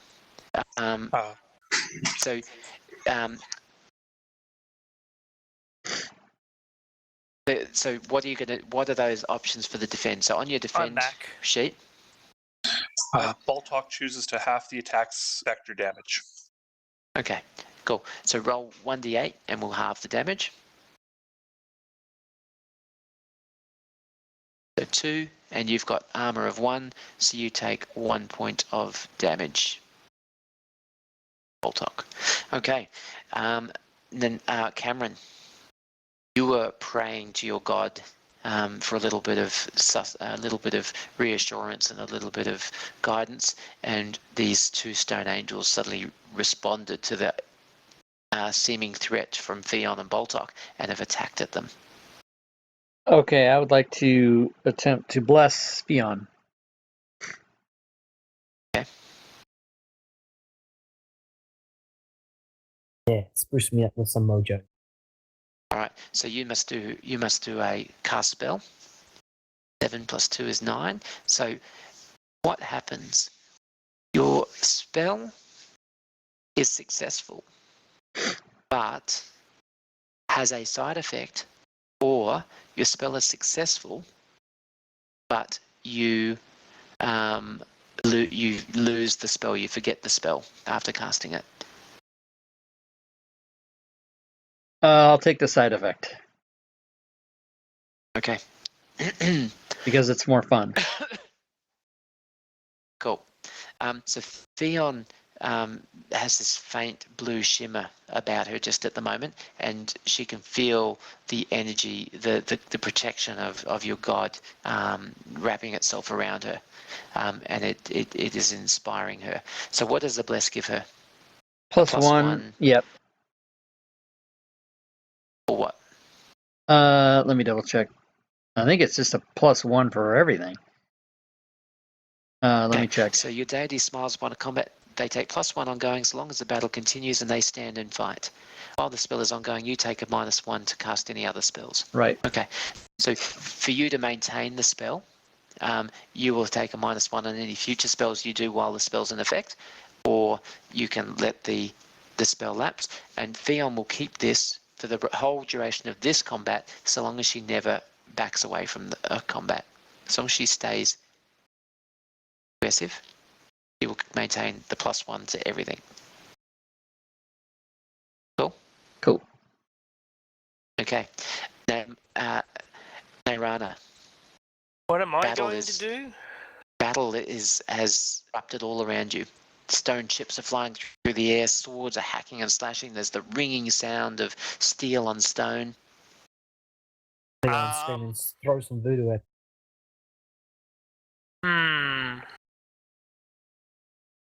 I'm going to... Well, I'm not very good at fighting. Let me just check my skills.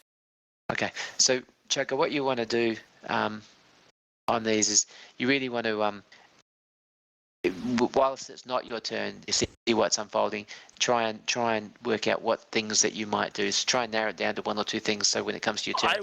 I just don't That's all know. right. That's all right. That's cool. So I'll come back to you in a minute. Now, these 2 angels sort of fly back just momentarily. They sort of hover back just out of reach, and then they lunge through the air towards you, Theon and Boltok. Their wings sort of propelling them at great speed straight towards you, and they slam into. They slam in, or they. Looks like they're just trying to slam into you 2 and knock you over. So, what are you doing in response to that, Theon? Ooh, okay. I get on my guard and then maybe try parley with them. Try to They don't parley? seem to be if they're not trying to kill us, if they're just trying to knock us back, maybe they'll talk. Okay, you can try and do a parley. Boltok, what are you doing? I'm going to meet them head on. I'm going to move my shoulder towards them. All right. Theon, tell me what you're doing in terms of parley. I'm just going to cloak is there or camouflage. a little shield Okay. I can click on to read about it? So, Nairana, there's not as much. All right, no, that's fine. There's a green scum on top of the water here. So you're going to attempt to do the camouflage similar to what you did before?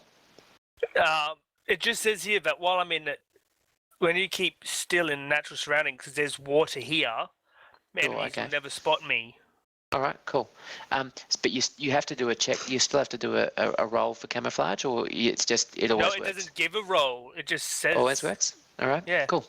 All right. So once again, the little hobbit sort of just you look at her and she's there, but you look around to the action. And you look back and she seems to have moved somewhere out of sight, and you're not sure where she is.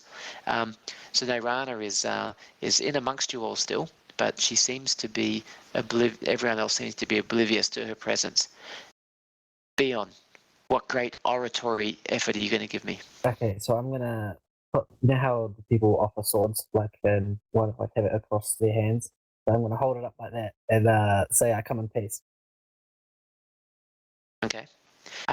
The stone angel smashes into you, knocking you from your feet. Damn it. It's like you've been hit. It's like you've been hit by 400 kilograms of stone, which you pretty much have been, and it just slams bodily into you, crashing into your shoulder, into your face, into your arms, your sword. First, God, not my sword. give me a con check, please, to maintain your footing. Magic. All right. Because you rolled so high. I'm going to give you a +2 to your dex check to maintain to grab your sword as it flies up into the air from the impact.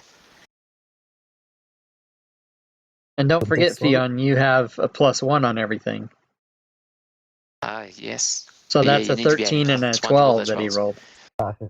Yeah, awesome. Okay, so you get smashed into. I still need you I'm to getting take a damage. cold. This Sorry creature about hits the you at sniffing. full speed, so 1d8 damage.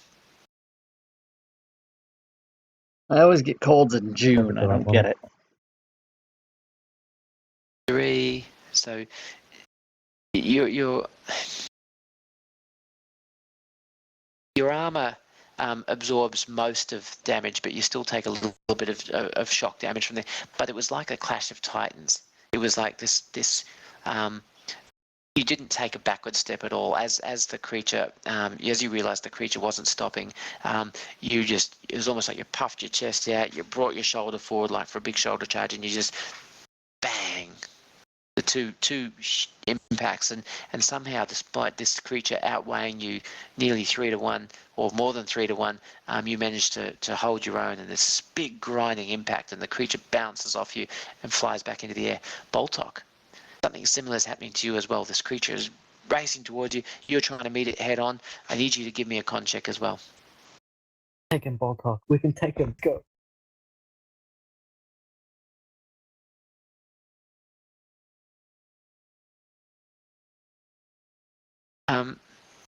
+1, -1. Okay.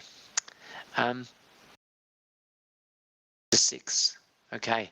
The creature slams into you, driving you backwards, and the force of this creature just slams you backwards, and you're falling, getting pushed backwards. You like going underwater, don't you? So does he get you're that getting +1 driven. to the thing? Sorry, the cleric spell thing. Oh no, that was It just was on me, only. wasn't it? That's It right. was That's only right. on Theon. Yeah. Oh Jesus! I just realised. So If I had the- thing talk, I could be able to talk to these angels because they're made out of stone.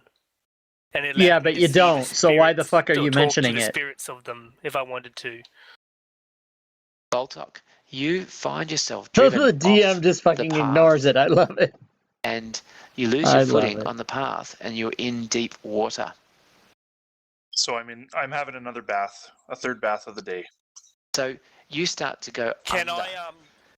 can I try to assist him and reach my staff out to grab him, or let him grab it, or something like that? Okay, so give me an aid roll, please, which is just 2d6, or just I think there's actually an aid or interfere. There is. You can just roll that. No. Oh, you suck.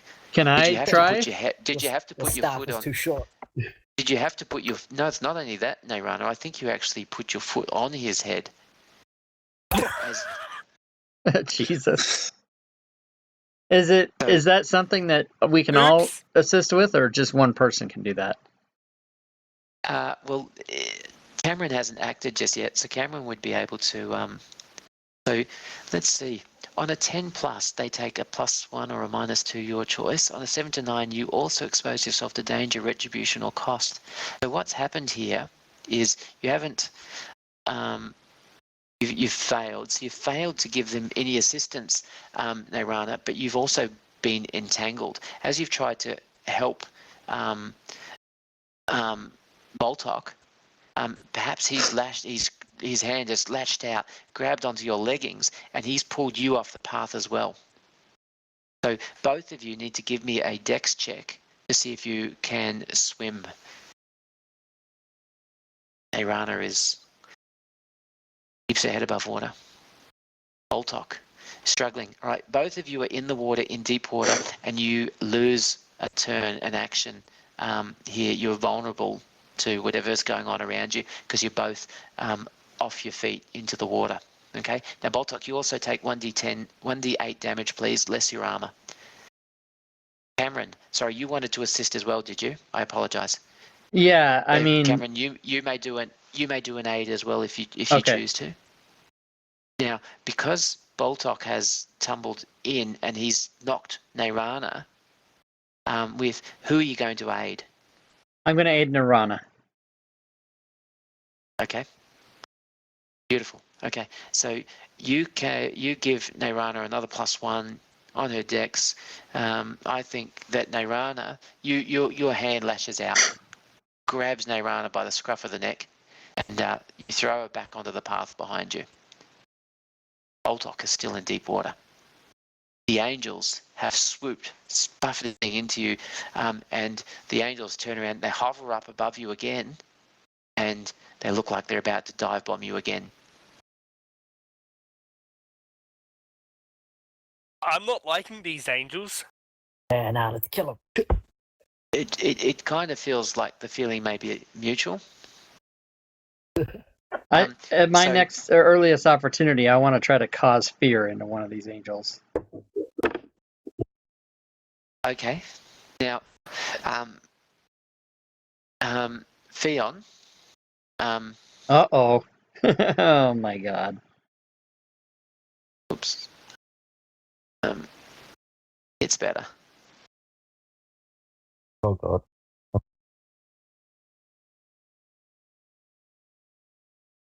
This huge tentacle breaks the surface of the water and comes swiping straight across the level of the path, a foot above the water of the path, attempting to knock all of you. It goes straight over Boltok's head because he's already in the water, and the angels have flown just above this height. So it's like this thing is like sweeping the table clear, it's wiping the decks clear, and all of you need to tell me what you're going to do. Boltok, you don't. You're in the water. You don't have to I'm gonna act try at and this at jump the it. moment. It's going along Oh the ground. Jesus. Okay, That so looks Theon, terrible. you're in a foot and a half deep water. Jumping would be challenging. Is it whereabouts is the is it like across the ground or can I duck? Yeah, you could duck. You'd probably have to get your head underwater in the duck, but that seems like the most likely course of action. That's what I'll duck. I'm Okay, going Cameron, to. what are you doing? I'm going to sorry. switch my cause fear toward the new target. Yeah, okay, fantastic. Roll the spell for me. Nairana, what are you doing? I'm going to turn into a mouse.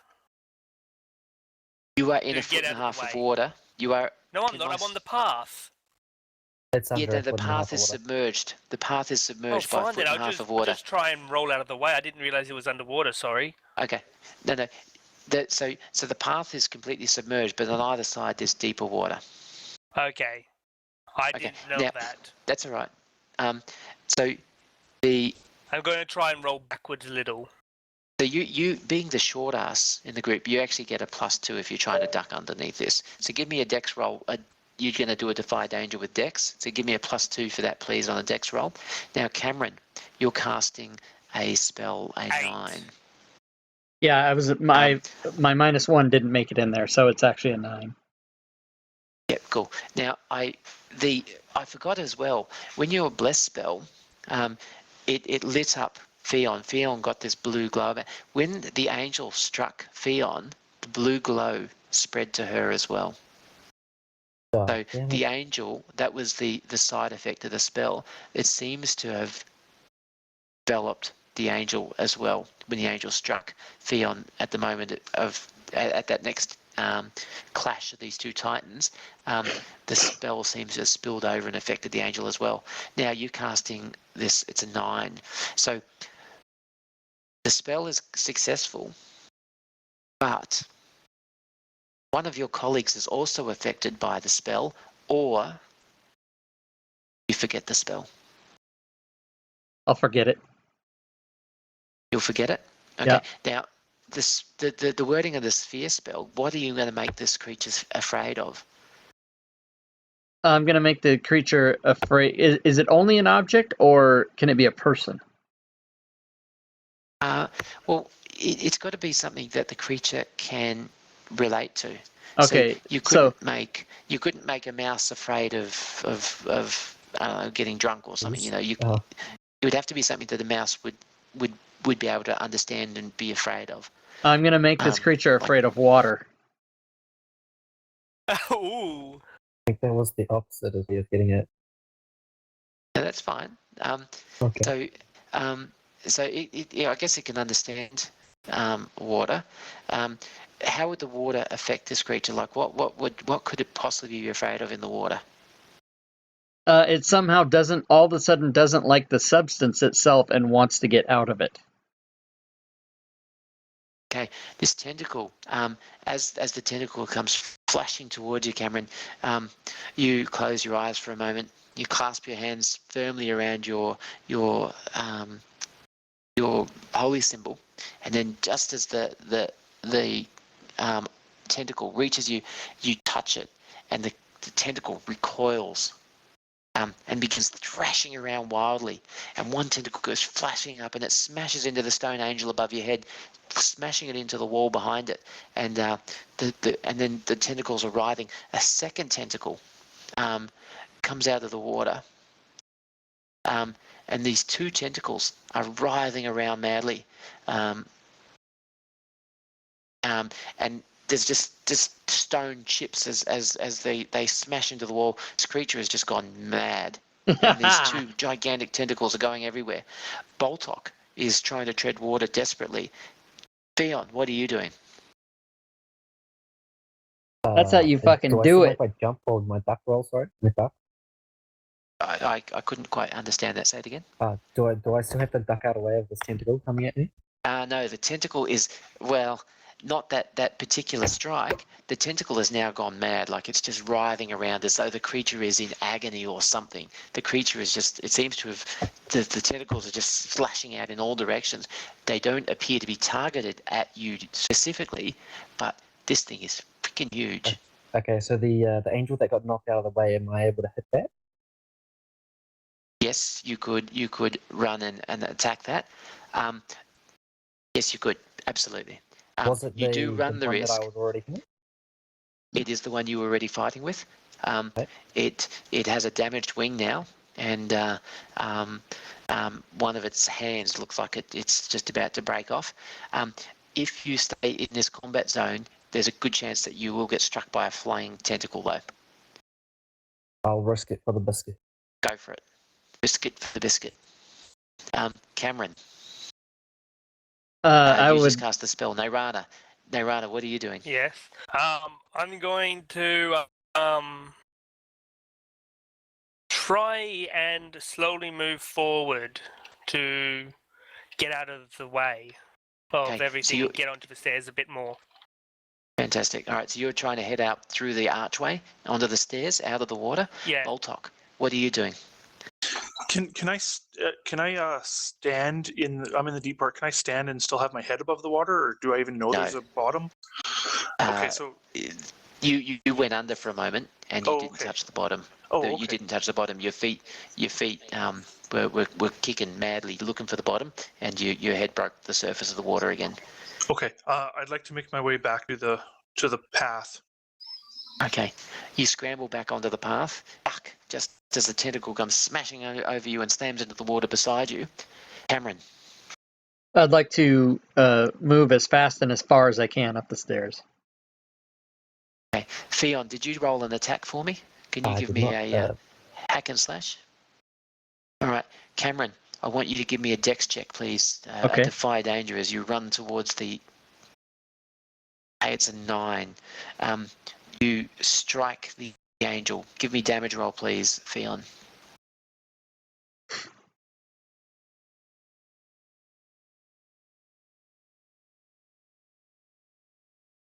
This is what happens. You get the angel, you strike the angel, and the angel strikes you back, or the tentacle strikes you. Which one? The angel can strike. Okay, the angel strikes you on the shoulder. You take 1d8 damage, and if it rolls more than 6, you are partially stunned. Your arm numbs on that side from the force of the stone blow if he rolls more than 6 damage. So roll 1d8 damage that you take. Now you have to roll 1d10 damage for how much the angel takes. Is that the Oh, you top did. left one? Sorry. The 8? The 8 is the top left one, yep. Yeah, I don't know why I moved the dice. I should go back. Fine. 1 point of damage. Okay, so you take a glancing blow to the shoulder, and it half spins you around. What it does do is stop your forward progression. But you slam into the creature. You strike the stone angel again. Now this creature has taken, and you did 3, 11, 17. Okay, big cracks appear in this creature. It's still flying at the moment, but you can see this spread of spidery cracks sort of spreading every time the creature moves. It's like the cracks are spreading wider. Boltok, give me a dex check, please. Nairana, you make the stairs, and the stairs look like they're too narrow for this creature. Doesn't look like it's attempting to strike through the stairs. It looks like it's just flailing around madly. You know, it doesn't look like it's flailing with specific intent to strike you, but it slams into the arch above you, and a stone falls from I don't like the it that archway there's there not and lands on the initiative, ground because with a I big should have been on the crack and a stairs splinter. fucking 2 turns ago. It's really dangerous around here right now. What are you Okay, doing? I'm going to turn into a rat and try, or a mouse, and try to because I'm a smaller target, it's less likely for me to get hit by one. Plus, I'm a bit faster and scurrying and all that. Absolutely. Where are you heading to, Mr. Mouse?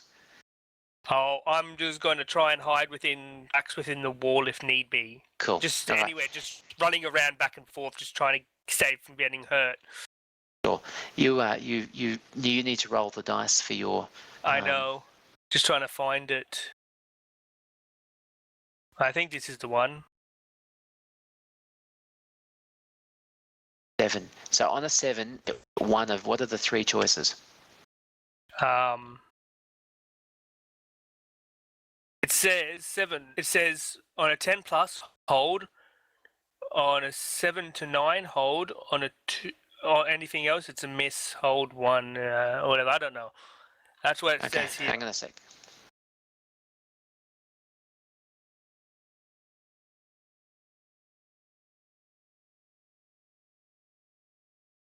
I only hold 2. Whatever hold means. Shapeshifter, when you call upon the spirits, roll one, on a 10 plus hold 3, on a 7 to 9 hold 2. Okay, on a miss hold 1, blah blah blah. What are those holds? Sorry. That's what I'm getting at. Okay.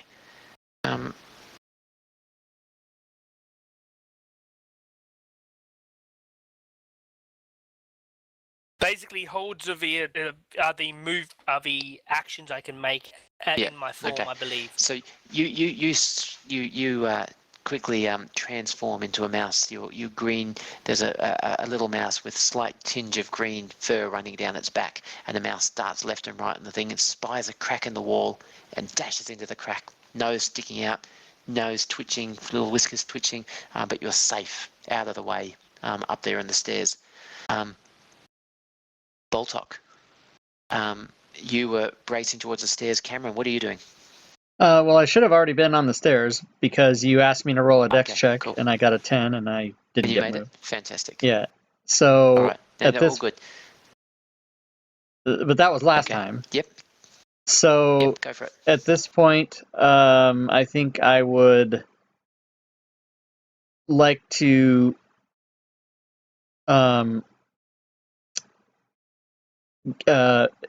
Sorry. Who needs help?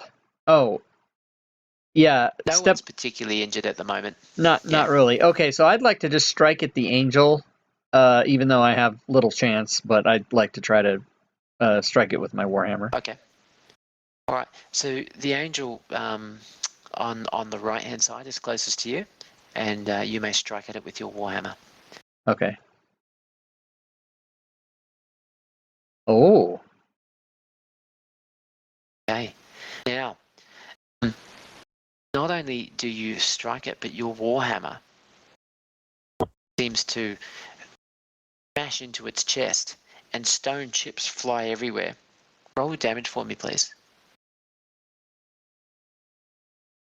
That's disappointing. You as you strike it, you sense something about the nature of this creature, of these creatures, and you discern that they are responding to you. Responding how? And, yeah, that's what you discern. You discern that the creatures are responding to you. You strike it in the middle of the chest. It cracks appear in its chest, but it doesn't seem to have done any great damage. However, your warhammer seems to be more effective than the swords being wielded by the barbarian and the fighter. Boltok. Okay. So perhaps. Okay. I guess I can just take that at face value for what it is.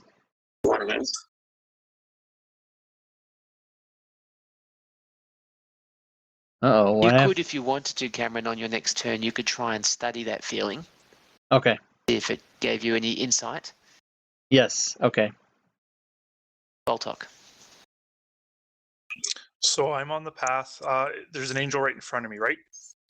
Yes, there is.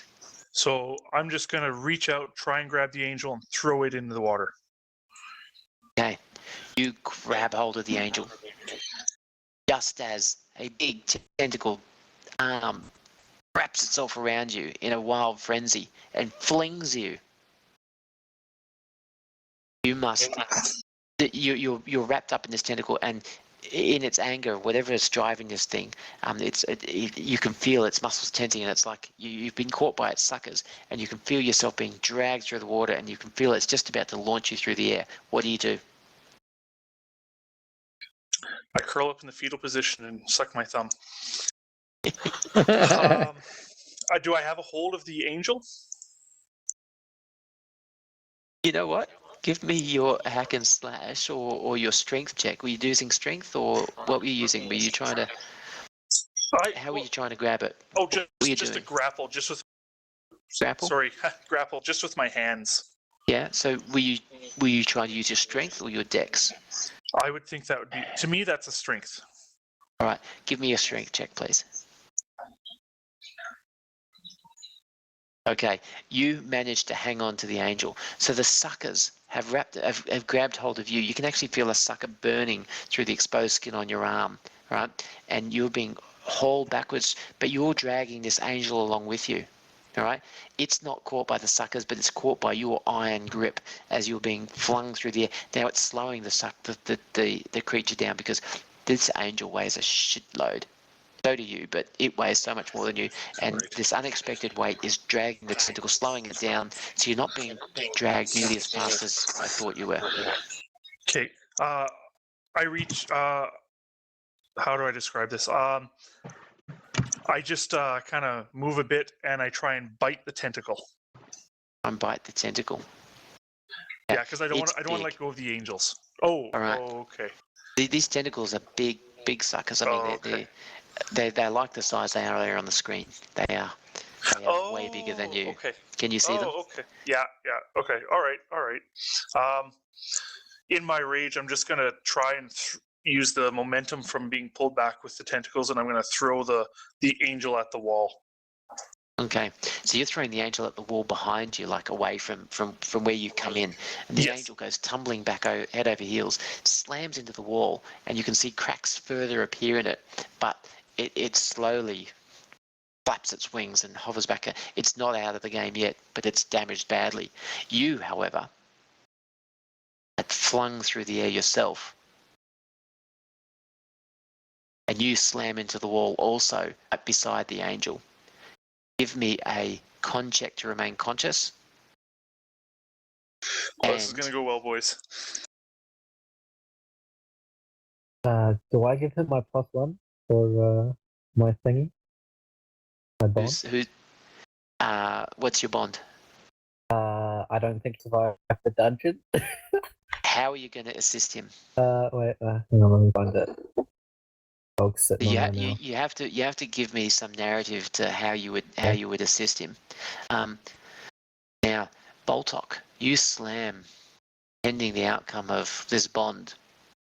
No, I just worry about him. I don't assist him at all. Yeah, I think it's going to be hard when he's on the other side of the room. You slam shoulder first into the thing, but then your head slams backwards onto the rock. You almost dislodge a rock from the wall, from there, and you slump into the water, unconscious. A big gash in the back of your head. Take 1d8 damage, please. No armor reduction as you slump into the water, unconscious. Now, we've got 3 of you on one side of the room.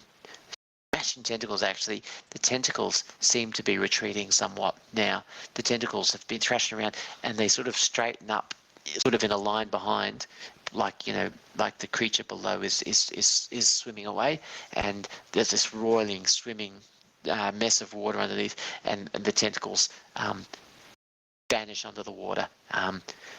Don't know if they'll come back or not. At the moment, they appear to be gone. But these 2 angels are still here in your face. Leon. I'm going to attack the weakened angel on closest to me. Okay. Cameron, in the meantime, what are you doing?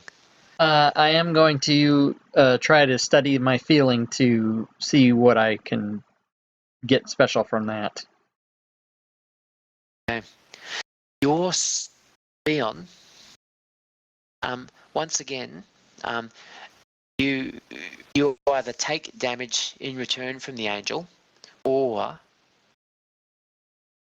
your blade takes a big nick out of its edge as it strikes the hard stone surface of the angel. I will take damage. You will take damage. Okay, deal 1d10 damage and take 1d8 damage yourself. Cameron, your mind is playing over the course, the sequence of events, what's happened and how things are happening. The angels are responding to you. You attack the angels attack back. Okay, what did I learn from that? They're responding to your attacks. Yeah, I guess my confusion is, wouldn't anybody respond to any attack? I mean, I'm sensing that you're trying to tell me there's something different about that than there would normally be when you attack somebody, but I'm not getting it. These guardian angels, they will attack if you attack them. They'll ignore you if you ignore them. Okay. So I tell that to everybody, and then I shout, do not attack the angels. They will leave us alone. They're like bees. Don't bother them. They won't bother us. And then I move away if I can. Give me a charisma roll to see how convincing you are. Whether you pierce the action going on, whether your words penetrate the bloodlust in the ears of Theon the fighter. Beautiful. I didn't see your roll even. Okay. The Theon, you hear Cameron yelling out, "Stop attacking! They will stop if you stop." Just as the angel that you were fighting with shatters into 1,000 pieces. Nice. The other angel on the other side of the room, sort of awkwardly flapping its wings as it lines up again. It seems to be ignoring Boltok, who's floating face down in the water at the moment, and it's flying across the room towards you guys. I'm just going to stay in my wall. Seems like a wise course of action. Leon. I'm gonna try and use the cleric as a human shield. Nice. It seems like it's You're not go- attack. I'm gonna hide behind the cleric. You're going to hide behind the cleric? I'm gonna try. Yep. Yep. Okay, so you retreat back up the stairs, right? And as the angel comes flacing towards the open doorway, and as you retreat, two things happen. The bless spell ends because you've backed away from the combat.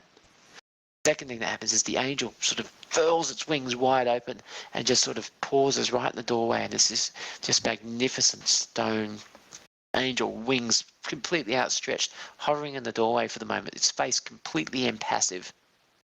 It hovers there for a moment, just staring, unblinking stone eyes. Wings aren't flapping at all, it's just hovering there in the air somehow, completely motionless. Cameron. I'm going to try to go and pull Baltok out of the water. This angel is between you and Boltok. I'll go under it. Okay, you're going to go under the water? I see Boltok. Hang on. Yep. Hang on, I'm just trying to think. Would I be able to skitter underneath the angel without being spotted and turn back on the other side of the angel? You're a mouse. You have no idea how perceptive or unperceptive this angel is, but you're a tiny little mouse. I do believe mice can swim. Yeah, but the thing is, it's a foot of water. But I mean, I go underneath the angel to the other side, just enough so I'm on the other side of the angel, turn back and go to help Boltok. Yep, I'll give you that. So I'm going to end all my holds. I'm underneath on the other side of the angel, and I'm going over to Baltok to help. Okay.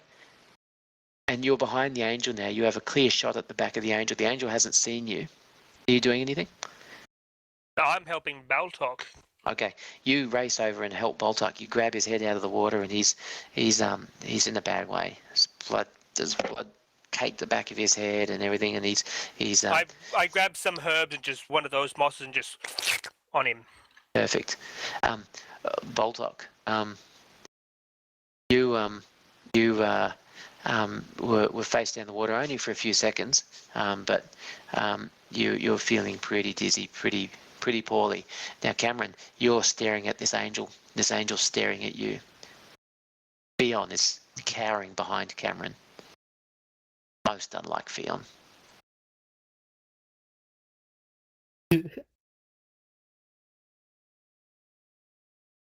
Sorry, who'd you? Who's going? Yeah. Either of you. Anybody. All right. I'm gonna attack you. No. No? Okay, I'll listen to you. I will just try to defend you. I'll say, I swear to protect you, like it says in my bond. I'm trying to discern how successful Nirvana is at getting Baltok up and out of the water. I want to assist, but I don't want to if I don't have to, because I don't want to provoke the. You can hear some movement there, and you can hear Boltok suddenly taking some big gasping breaths, and you can hear Nirvana going. I believe it was away at Boltok. Okay, then what Cameron will do is, in order to test my theory that the angel doesn't want to come past the archway, I will back up even a couple more feet and I will taunt it.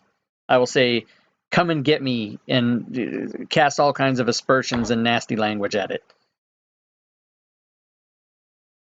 Okay, the angel doesn't follow you, but as you taunt the angel sort of like does a mini swoop, only like a foot, but its intent is clear. It feels like your actions are threatening almost, and it's making a threatening response back. Okay, so I'm assuming that from that it doesn't want to come up past the archway. That's even if that's wrong, that's the assumption I'm making. Yeah. So I yell to Nirana, get him up here. The angel can't pass the threshold, the archway. Well, I sit here just to make sure he's okay, and I see the angel, but I don't want to risk getting past the angel and risking pain. Okay, so we have a standoff. Theon and Cameron on one side, the angel in Cameron the middle, sits and we down have on the Nayrana stairs and Boltok. and puts his head in one hand like the thinker, just waiting. Okay. I'm going to engage the angel long enough for them to get back to the stairs. That's possible. You're going to what? Engage the, And the angel. as in fight the angel? Yep. Okay. That's assuming they'll be able to get past me, like it's not too narrow or anything. I don't know that. Whilst the melee is going on in the stairway, they won't get past. Okay, then I will not. I'll just sit here with the cleric. Okay. Nayrana, Boltok, you awaken now, and you're feeling like you've had a big night on the Dwarven Ale, the Dwarven fire spirits, and you're waking up to this little green-haired creature. Basically, I'm a girl. Looking at you piteously. Is he so unconscious he thinks I'm his mum? That would be funny. Like he was in so much. He's so drunk. He's so quote unquote drunk. He thinks I'm his mother. You'll have to ask. You'll have to see what Boltok thinks about that. Damien, can I just ask real quick? We're coming up on 4 hours. Are we? Yeah. Can you give us an ETA here or are we going to take a break, or what? I just wanted to get a sense of what's happening. Look, it's entirely up to you. I didn't intend it to go over 4 hours. I was hoping to wrap it up at about this point in time, but there Look, I is. can keep going if anyone. Yeah, wants I'm keep happy going. to continue, but I would like to have a bio break. Absolutely, I would too. But I think so. So once, if you guys want to, there's basically one more encounter after this, if as soon as you guys resolve what you're happening here, we can absolutely go have a toilet break and a drink. Okay. But we'll try and wrap it up in 4.5. We'll try not to go any longer than that. We'll try not to.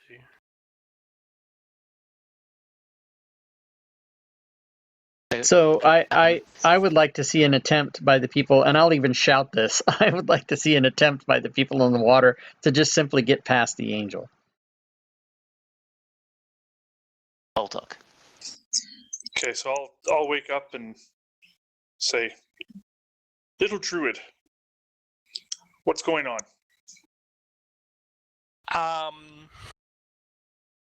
I don't really know because I was hiding in a wall. Very good, very good. Where is everyone else? I just gently turn his head to show him that they're on the other side of the angel. So we only have to get through the statue. Shouldn't be a problem. I'll get up, I'll walk towards the statue, I'll tap it on the shoulder, and I'll say, "Excuse me, statue." When you tap the statue on the shoulder, it turns to look at you, and it swivels in the air, and it makes no other action. I'll tap it again. I'll say, "Perhaps you didn't hear me. I would like to get through. Please let me through and my little green Stop friend." tapping it. Do not tap it. Just come up here. Tappy. I'm yelling. I'm now angry with Baltok, and I'm yelling, "Stop touching that thing and get up here, please." Oh, no. Don't be angry, Kirk. You have to be kind. I think it's reacting to you. You can, as there is room for you to walk past the angel now, Boltok. I shall walk past the angel. Come along, little Nayrana. green-haired druid. I would just slowly walk up. I'd bow to the angel and just pleasantly walk on. Okay. As you reach the top of the stairs, the angel's wings sort of fold back behind it, fold back a little bit behind its shoulders, and it drops back down into place. It's damaged and cracked, and it's got a big hole in its chest from where Cameron's warhammer struck it. But it resumes its guard position on the right-hand side of the doorway. The other side, strangely empty. Magical angels. So all of I'm that tempted to happened hug because the angel. someone attacked the angels. Yes, man. thank you. I'm not the one having weird feelings, alright? Sorry, All right. probably my bad. Okay, go. Try to be back within 5 minutes. I'll try to. Can't promise anything though. I just gotta get something to eat.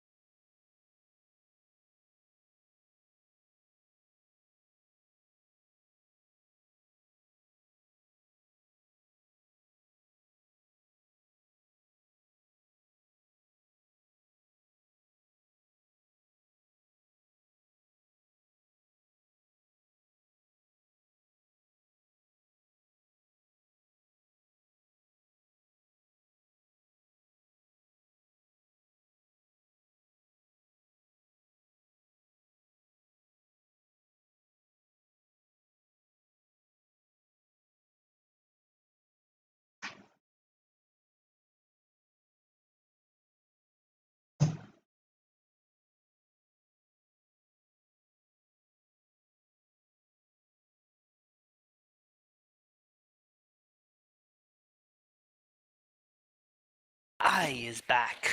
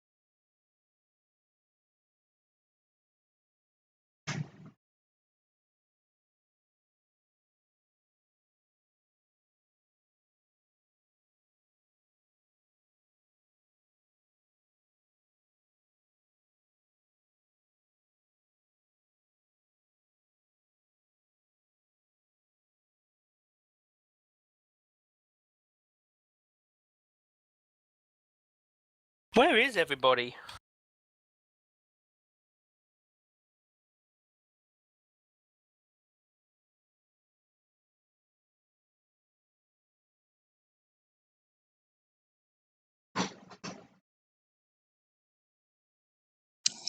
I'm kind of around. I'm just grabbing a bite to eat. Yes, I'm just waiting for the kettle to boil.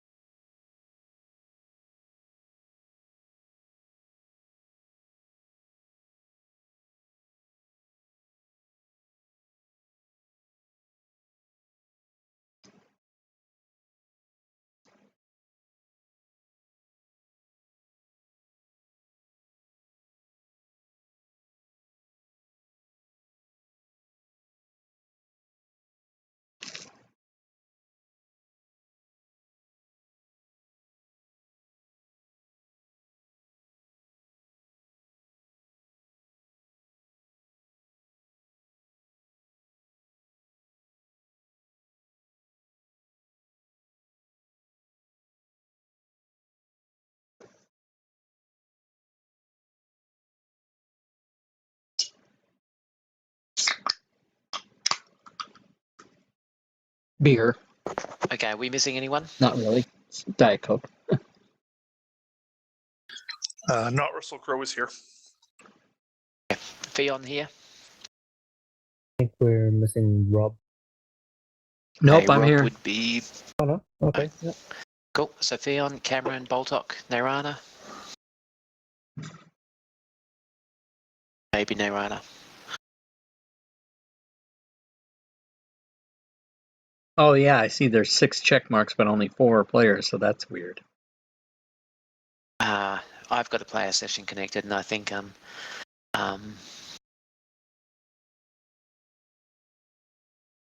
I think that quite Steve, possibly right. Steve had one connected too. So, Joko, are you here?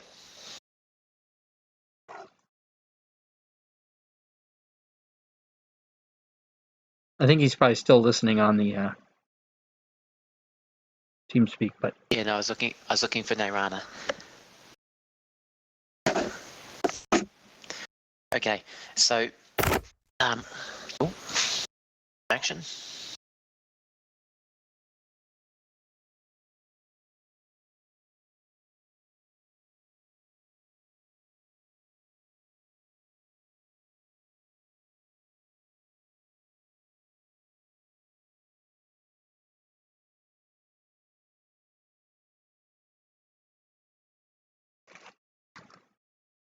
Okay, I'm here.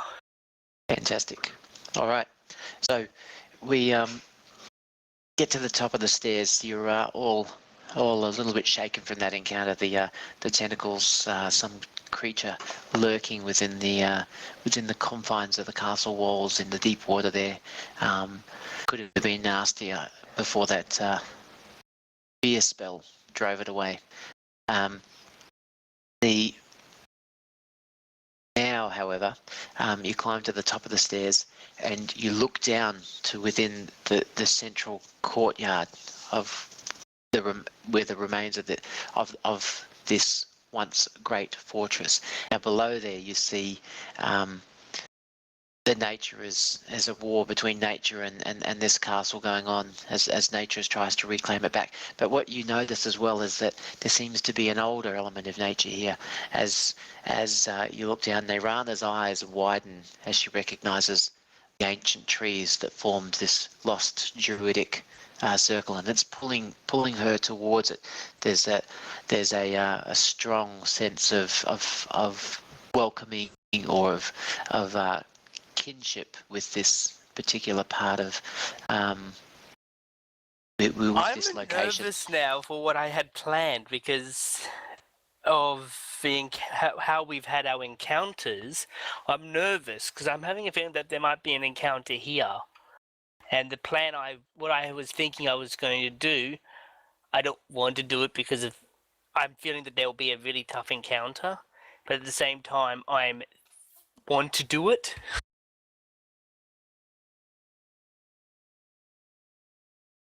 If you know what I mean. No, know what I you have mean. no idea what you're talking about, but do what you're going to do. So Neyrana, you're looking down over the edge, and it's you can see that there's a ring of ancient trees formed here. You can't quite see them perfectly in this picture, but this whole fortress or castle had been built around it, and there's other elements going on here. There's ancient statues here. There's the remains of a beautiful window that would have let the most magnificent light in onto this sacred grove. However, you get the sense as well that that this building wasn't necessarily built to Protect. Yeah, whoever built this building was not in tune with the sacred druidic circle that was once here. Whilst they attempted to take advantage or protect the circle in some way, it was for their own ends and not for ends that were aligned with, in tune with the resonance and of the druidic circle. How safe is the area right now? How safe? Well, there is in this area. Because I think Damien knows what I want to do. Actually, I have no idea what you want to do, but that's okay. You guys are... This end here is the top of the staircase at the other end. Now there's 3 staircases going towards this platform, and the last staircase there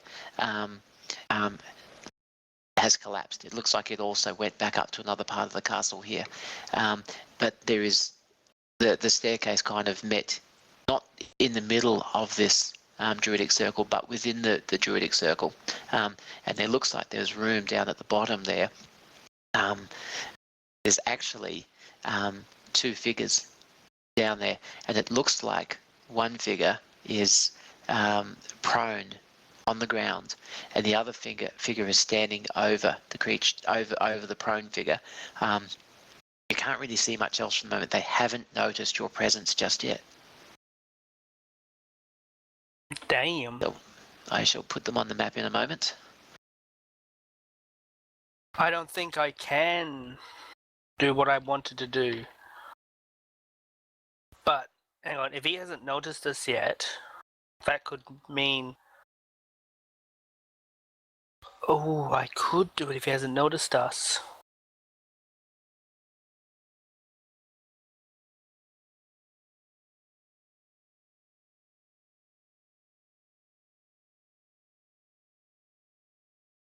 as one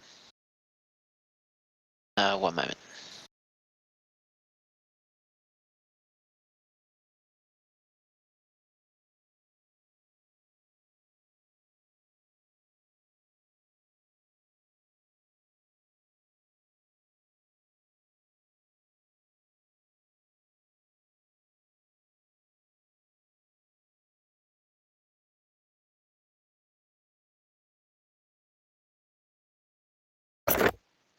Almost there.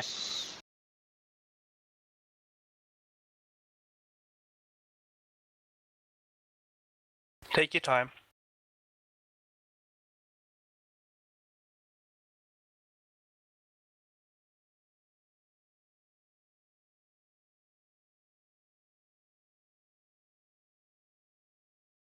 Hey, Bunny Basher, what's up? Welcome to the over 4-hour game that started at 4:30 in the morning my time.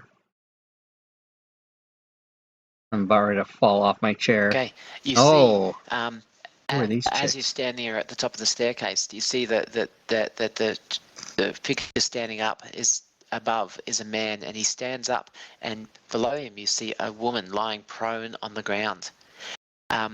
It looks like there is blood on her neck, a small amount of blood, and it's just dripped down her neck, and it's staining her bodice. It's staining her clothing just above her chest. And Boltok, you have a double take. This woman is identical to your wife, who was stolen from you 3 years ago. This woman appears to be her doppelganger.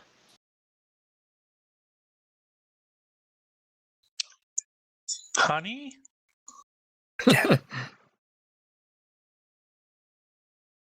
I see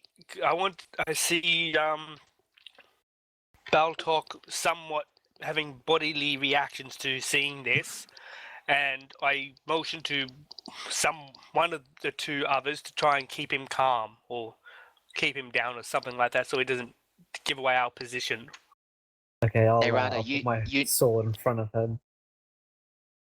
Rana, you notice that the man appears to be his hands appear to be cupped, and there appears to be a red fluid in his hands, and he is standing up now, and he is walking towards this statue in the north of the ring of these trees.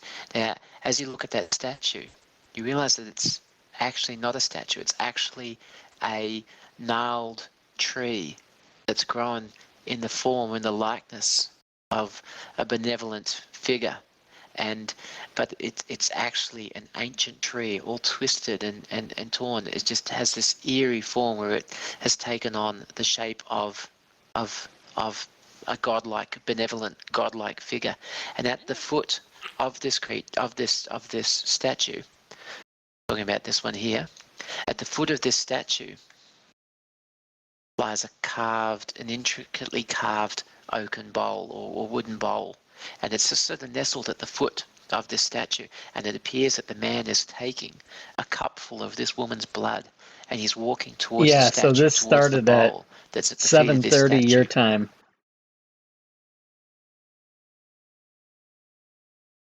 What do I do? All right, Boltok, you're the strongest motivation here. What are you doing? Okay, I do have a plan on what I want to do, and I'm just gonna stick with it. Hang on a sec, Nairana. Boltok, this looks like this to you looks exactly like your wife lying here on the bottom on this ground. It looks like someone's bleeding her, taking her hell is blood going for on? some ritual. Oh yeah, I'm ready to go. I'm running towards her. I'm gonna I'm try to crying hold her her. name. Okay, who's trying to hold Boltok back? Theon?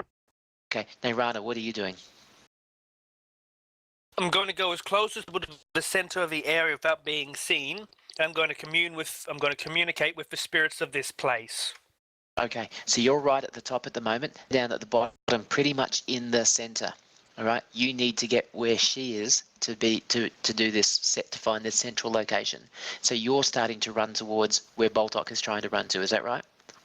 But I'm going to try and do it quietly without being seen. Cameron, what are you doing? I'm gonna make a direct beeline as fast as I can to the bowl. Okay, so if you run down these stairs to that landing in the middle, you could either run down those stairs again, or you could potentially jump off. They're your two quickest routes to where they're going. Either way, he's got a head start on you. Okay. Boltok and Fionn, how are you going to resolve this? Boltok's trying to, he's seen his long lost love. Fionn's trying to restrain him. How are we going to resolve this? I don't really. All I can tell is that I'm being restrained, so I'm just fighting. I'll flail my arms, I'll kick, and I'll punch just to get free, so I can get to my wife. All right. Fionn, you still restraining? No, I'm going to let him go, and I'm going to call out to the man with the bowl and try to parley with him. Okay. And I'm going to Boltok. ask him what he's doing.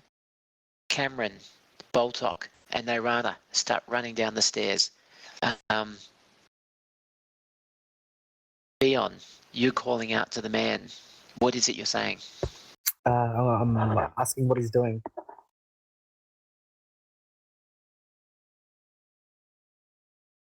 So you're just going, oi, what are you doing? Who are you and what are you doing? Oi. Shit. He looks up at you, and you feel a cold chill as his eyes lock with you, and a grin spreads across his face. Give me a charisma check, please. Can I use my innovation to try to do a drink? You're As I point my sword at him while I say this. so at the moment you are attempting to resist something he's doing to you. Oh, okay. So what am I rolling for? Charisma. That's at a -1 because of my sword dropping miss. Okay. So it's a -6. You staring into that beguiling smile of his, and you sort of just sway a little bit, Beguiling. I love it. and you forget what it was that you were attempting to do, and you're just sort of gazing into his eyes, and he smiles back at you, turns his back, and continues to do what he's doing. You're motionless at the top, just watching him with this strange smile on your face. The druid is bounding down the stairs. Boltok is bounding down the stairs. Guys, move yourselves down to the platform in the middle. The guy in the middle took a moment to do whatever he did to Fionn.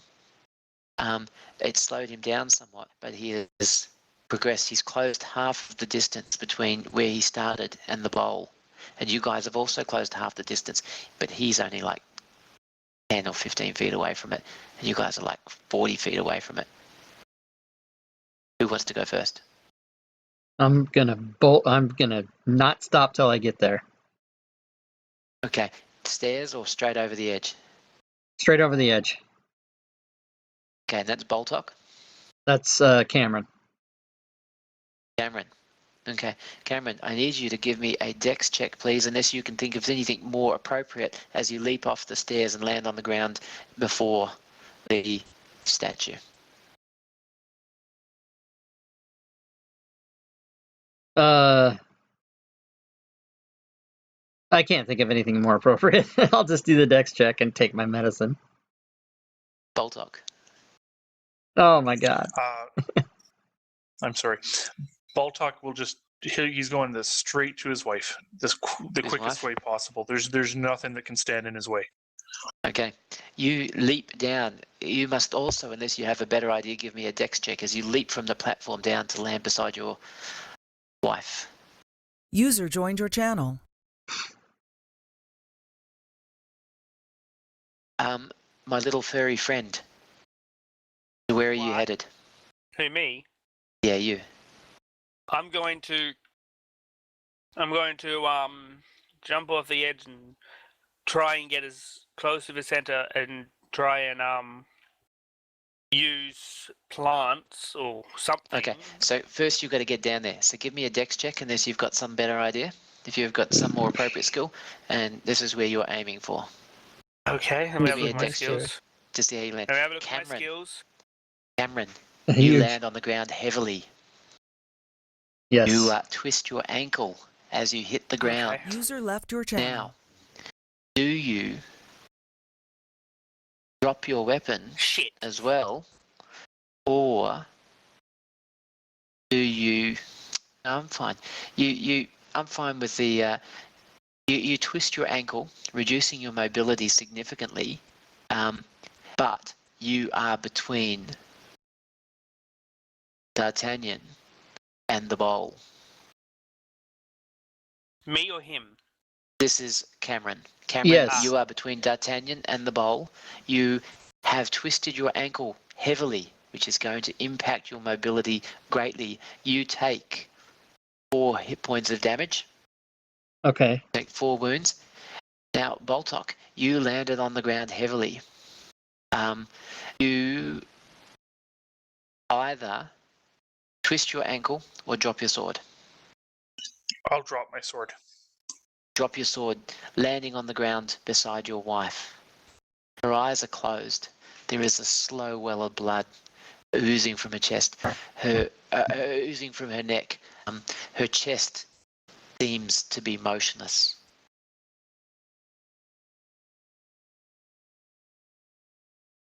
I'll go up to her. I'll rip off my. I'm sure I have a piece of scrap of some sort of fabric on me. I'll take it off and I'll press it against her wound and I'll cradle her. Okay.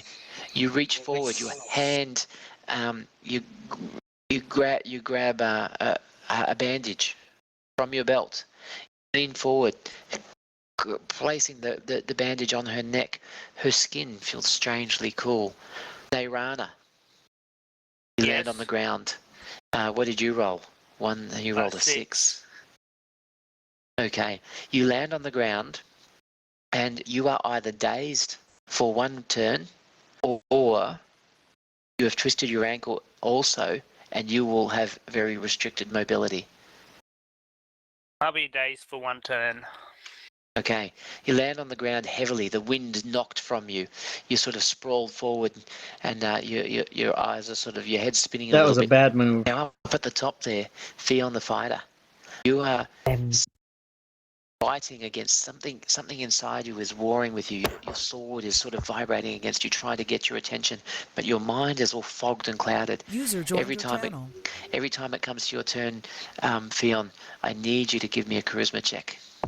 Try and fight against his will. 1 too. All right. Give me a new charisma check, please.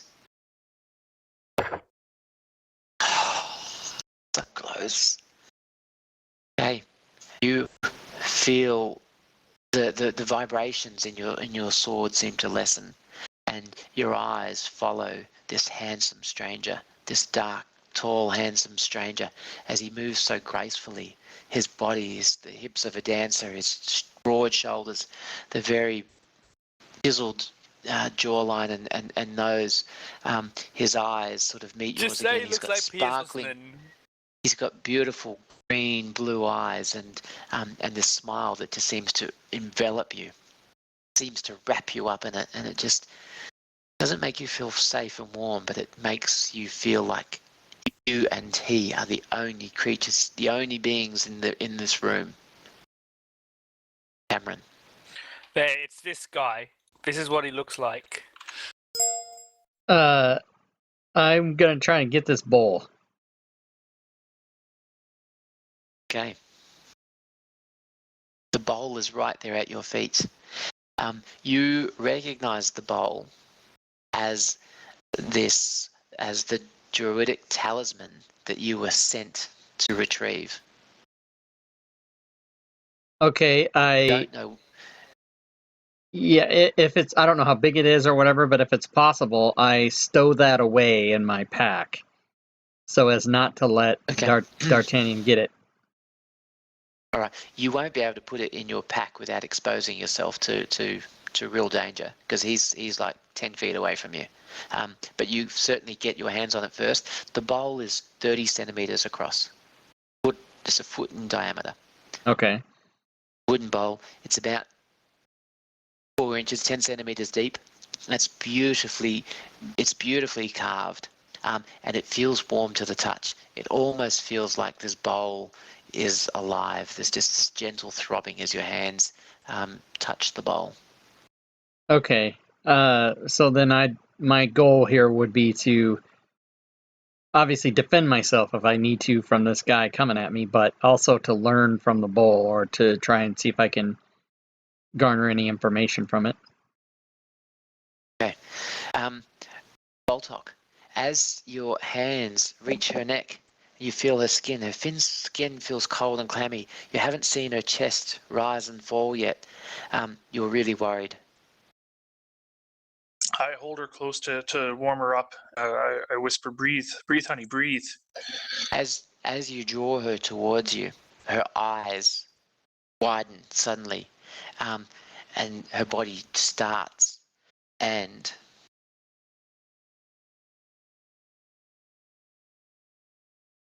Dun, dun, dun. her teeth, her mouth opens wide, and her teeth clamp onto your neck. Hello. Honey, we're in public, not now. I love that. Her eyes are wide, and they're deep, bloody red as they pierce, as they stare into yours. There is no sense at all of recognition at all. This is your wife's face. This is your wife's body. This is exactly as you remember her, except for the eyes, except for the elongated canines that are clamped down in your neck, except for the blood that spills between her lips and runs down her throat to join the blood, her own blood on her bodice. Take 1d8 damage, and you must save versus wisdom or go into shock.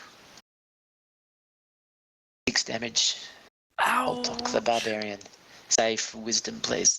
Do a wisdom roll. This is not going good for you, Balcock. Describe your reaction. You are able to react, but you are in some way impaired. How are you feeling right now? You're in pretty serious shock. I refuse to accept that she's not my wife. That she's in any way different. We can make it through. You'll be okay. We'll just get the doctor, the shaman, to help us out. Okay. Her fangs clamp down even tighter on your neck, and you can feel her drawing your life force, drawing the energy, drawing the goodness of your soul out, sucking it into her own. Nayrana. I'm dazed. You're dazed. You are dazed indeed. As your head slowly clears, you get to your knees and you look around and you realise you are right where you want to be. You're dead absolutely in the centre of this circle. You can feel the symmetry of the circle. But I can't do anything yet. Not yet, but you can feel the energy around you, and you can feel the kinship with you. You can feel the earth beneath your feet. You can feel all the organisms in the soil responding to your touch. You feel alive, you feel invigorated, but you're aware that there is seriously wrong things happening all around you. Beyond. Charisma check, yeah? Yes, please. Oh my god. Jesus Christ! Is that a 666? What? It Oh is. my god. Yes, You rolled 3 6s that is a in a row. 666. Theon, Has been possessed, a demon. your will is slowly being drained by this incredibly handsome stranger on the other side of the room. You have eyes only for him. You're immobile there. Your sword, this lifelong companion of yours, can't even burn into your consciousness, can't even awaken you, can't get through to you. Cameron. Man before you screams in rage and flings the blood that's cupped in his hand at you, towards you. Blood sprays through the air towards you. The only thing in your hands at the moment is this wooden bowl. I hold the bowl up to block the blood spray. You raise the bowl. Blood strikes the bowl. Which way was the bowl facing? The bowl was facing open in toward D'Artagnan. What's his name? Towards, Oh god. yeah, Oh, D'Artagnan. you dickhead! No. You bring the bowl up to your face and your chest, trying to hide it from this blood that's flinging towards you. You feel the shock in the wood as the blood strikes the bowl. It's like physical force that the bowl seems to vibrate. It seems to recoil in your hands against the touch of the blood. But something changes in the room. Even as the blood hits the bowl, there's a sense of change happening in the room straight away. As that happens, the charm on you, Theon, breaks. You blink your eyes several times. You take in the scene below you. Boltok is in a heavy embrace with a young woman. The halfling has her hands buried into the soil. She's on all fours, pretty much motionless at the moment, but you can see her hands sort of buried into the soil. I'm tuning groping the with soil. the soil. Cameron is hiding, is sort of raised up some strange wooden shield above his face, and you see the blood sort of splatter against it, and you see this dark red glow sort of spreading around the bowl, and as it strikes the bowl, this red glow sort of starts forming around the bowl, and it starts to wrap itself around the bowl. You see it wrapping itself around Cameron's hands, and the red's starting to spread towards Cameron and over Cameron. Okay. Am I able? I have a shot Yes. bow. Am I able to shoot the bowl out of his hand? Try to. Go for it. So this will be a cold shot. You're at a fair distance here, so I'm going to give you a -1 on the roll. And it's a volley.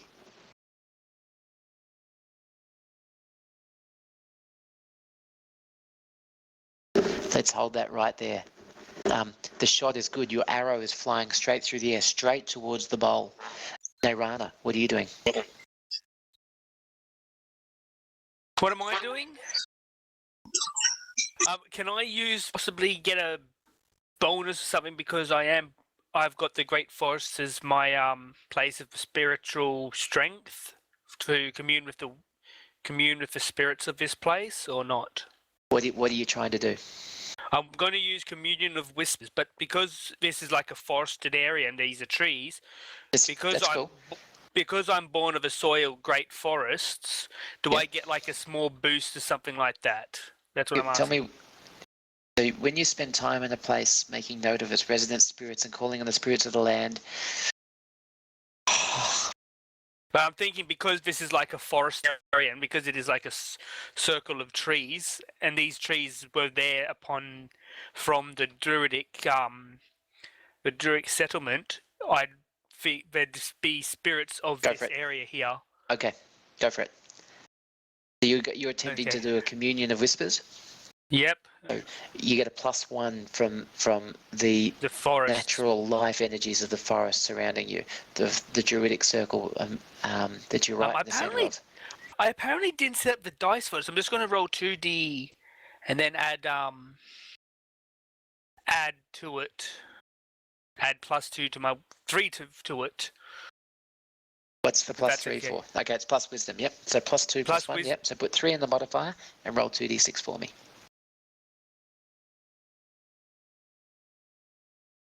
God damn it! That was the shittiest roll. The worst possible.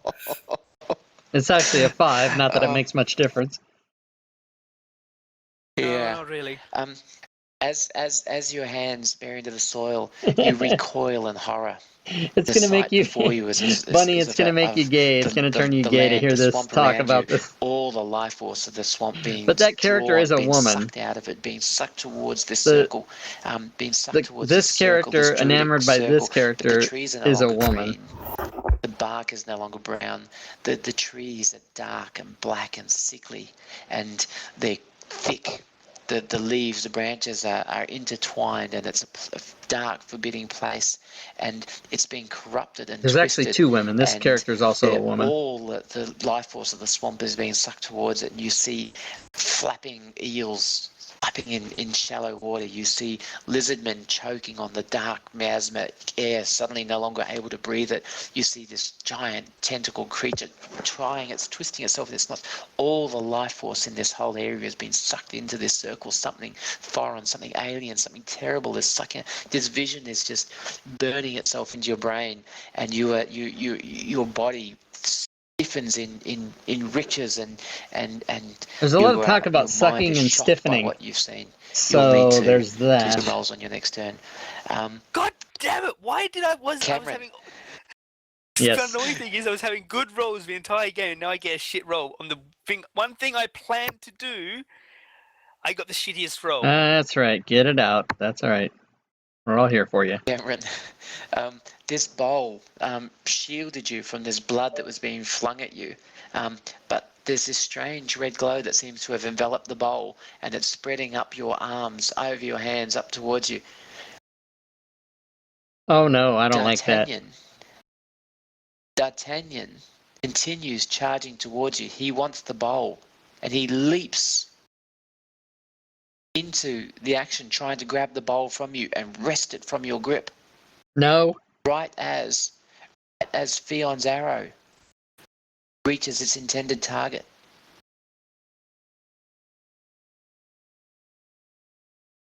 How do you reckon we should work this out, Fion? Does your arrow strike D'Artagnan? Does it strike the bowl? What did you roll? You rolled a 7. I You think should have your taken the arrow blue pill. strikes just as D'Artagnan leaps for the bowl. I think it strikes D'Artagnan in the shoulder. I'm okay with this. He's got 2 hands on the bowl as well. User left your channel. Cameron is also grasping the bowl, but there's this strange red glow spreading from the bowl up his hands, over his arms, and D'Artagnan is wresting the bowl from him on the other side. What are you doing, Cameron? I'm gonna try to. Oh my god. Oh, first thing I do is yell out to the almighty Baltor to please help me and protect me and save me. As I jerk this bowl away from this guy and try to make it so that he can't get it from me. And I will go as far as to turn around with my back to him and bend over as to shield the bowl with my body if I need to do that. All right, you do that. You in your moment of holy righteousness and self-sacrifice, you with one gigantic surge, you reach the bowl from his arms and turn your back to him, and he leaps onto your back, mouth wide open, fangs glinting in the shafts of light that spill into this room, clawed hands gripping onto your back. Voltok, what are you doing? I say to Honey, I know you like it rough, but this is starting to hurt. Okay, you So have to I'm give me a con check because she's starting to drain your life force. I know you like it rough. All right.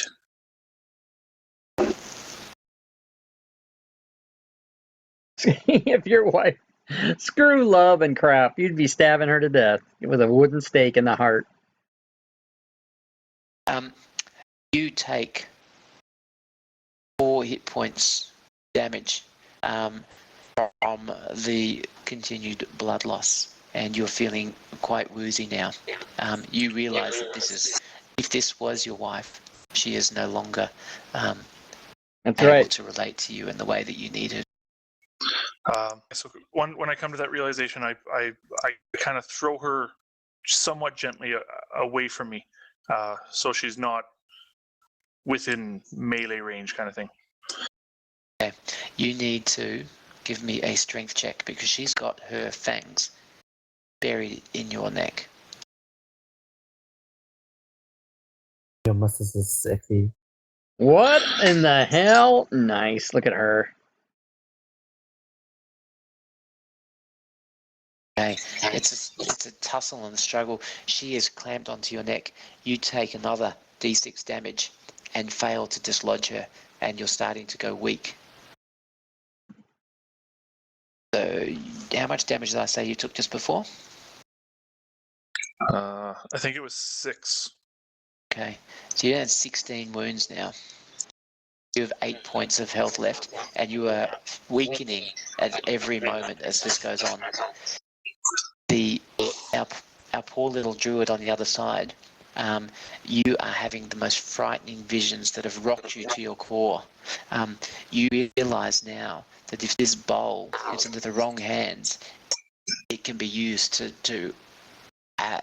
draw the life force. It should be a bowl of giving and sharing, but this bowl is being perverted and twisted to become a bowl of stealing, of life stealing, and it's going to suck all the life out of this swampland, out of this whole area. And once it's finished with the swamp, what will happen next? Who knows how powerful this object could become in the wrong hands? Give me a charisma check, please. Let me get it up for you. God fucking damn it! Why am I getting shit rolls now? Let me get it up for you. Tell me how you're reacting. It just continues. This it just goes on and on. Is rocking you to your core. How are you feeling? Horrified, unsettled. It's like I could feel the very hairs on my body standing on end as I basically start feel. I'm okay with everything. I'm okay with all the blood, except for the blood coming from the eyes. Like, what the fuck? As if I myself am connected to the land, this exact land. As if I am the actual, the embodiment of this land, the mortal embodiment of this land. Even though it's only, Say land again. A vision for you, it's one real. more time. Your hands are still buried into the soil, and you can actually feel your own life force bleeding through your fingertips into the soil, and from the soil being sucked out of you and in towards this arcane ritual that D'Artagnan was engaged in. Beyond desperate times down there. There's an arrow shaft. She's got Ebola. That's why she's bleeding from the eyes. Leapt onto Cameron, and he's about to sink his teeth in Cameron's neck. Am I close enough to be able to run and interrupt him, or would I have to? Would I have to shoot an arrow again? If you begin running now, you'll be able to engage him next time. Oh, okay, I'll do that. Okay. You race down to this platform here. Now, the next turn, you're going to pretty much have to leap off this platform to engage with anybody in this next one. Voltok. Your last life force draining from you. What do you do? I kind of stagger up onto my feet, and I go over, kind of charge over and kick her in the face. Okay. Hack and slash for me. Nice. I'm going to give you a +1 because the inside the turmoil that you're feeling, there's this shock, this horror of the monster that your wife has become has caused your barbarian nature to enrage, and you'll get a +1 to your attack. Oh my god, I can't believe this is coming up on 4 hours. No, 5 hours. I'll scream, I love you, nothing personal, I just don't want to die. Your sword cleaves through the air towards. Yeah, it'll be 5 hours and 20 minutes. Kicking her, weren't you? You head kick. You kick her. Give me a 1d10 roll, please, for damage. You're 1d8, aren't you? You 1d8? 1d10. Okay, give me a 1d10, please. Your kick connects with her face. I got something to connect with her face. And she rolls to the ground, lithe and quick like a cat. She comes up with a snarl on her face. Her fingers are angular and bent and distended, and she comes racing at you, clawing at your face, desperate for your blood.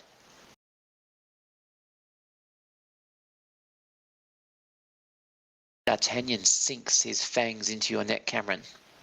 The red glow envelops him also, and you feel the blood coming from your neck is dripping down onto the bowl, clutched in your arms, and the red glow is beginning to spread further and further. And I'm on the ground. Is that true?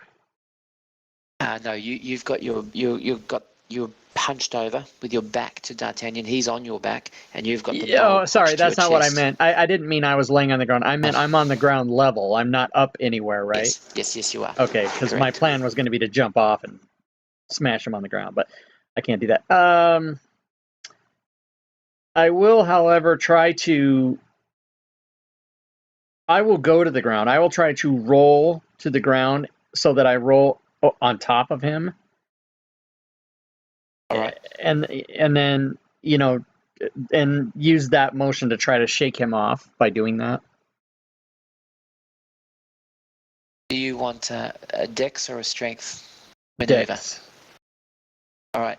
Now, first you take damage, 1d8 damage for the blood loss from the fangs, and then give me a dex roll to see how your maneuver goes. Be on. Oh, okay. Hang on a minute. Not only you managed to dislodge him, you managed to completely break free. Your problem is you're still on one leg. You're still hobbling. You can't put much weight on your other leg, but you've managed to flip D'Artagnan off your back, and you're upright. He's on the ground, and you have the bowl in your hands. And for a moment, the red glow starts to contract for a moment, but then another drop of blood from your neck lands on the bowl, and the glow spreads again.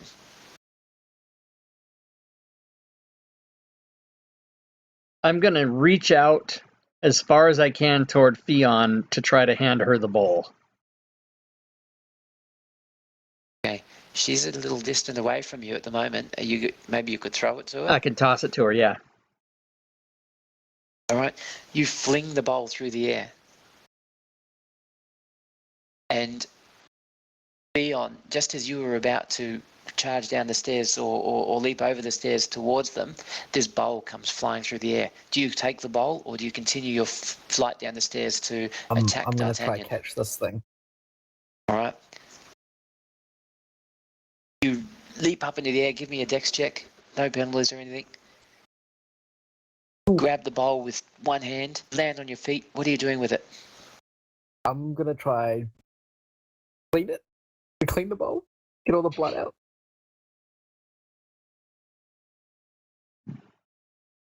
Yeah, clean it. That's a good idea. I love it.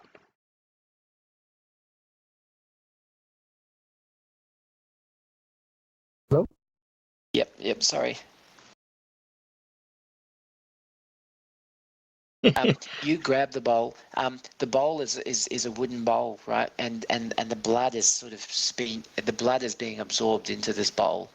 Into the wood.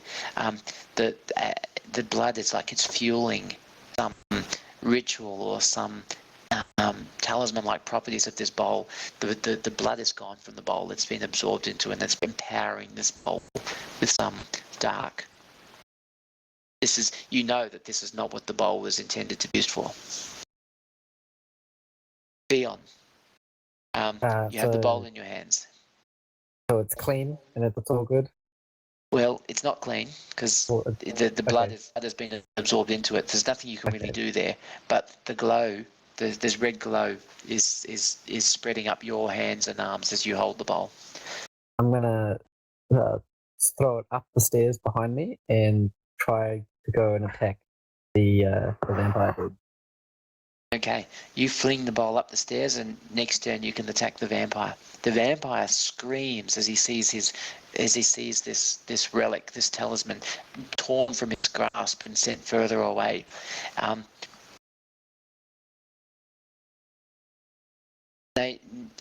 Nairana, Yes.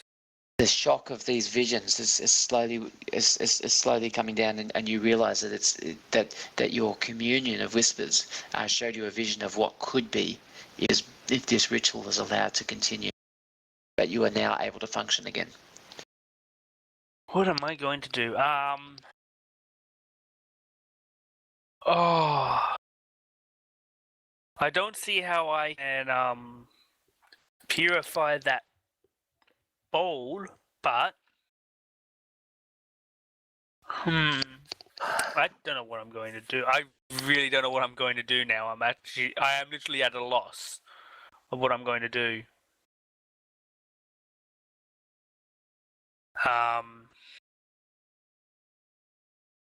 So the bowl is over at. The bowl is up here somewhere now. Upstairs away from you. You've got a bad ankle as you landed on the No, I only landed chose heavily. dazed. I You didn't did pick the too. ankle. You did. I apologise. Yeah, the bowl is up here.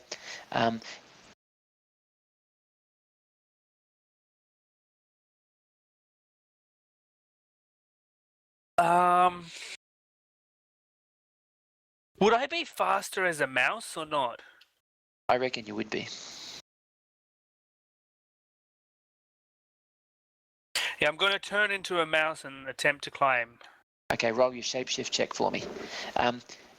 Boltok, you continuing to fight with your wife? God fucking damn it! You're gonna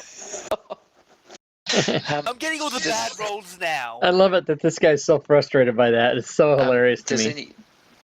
Does it fail completely, or are you No, you I still just shape change? I get one hold Oh, in fuck, addition I to love it. whatever the GM says. It happens. Sure. Okay, so you still shapeshift into the mouse, but that's the only benefit, and you begin scuttling up the stairs towards the bowl.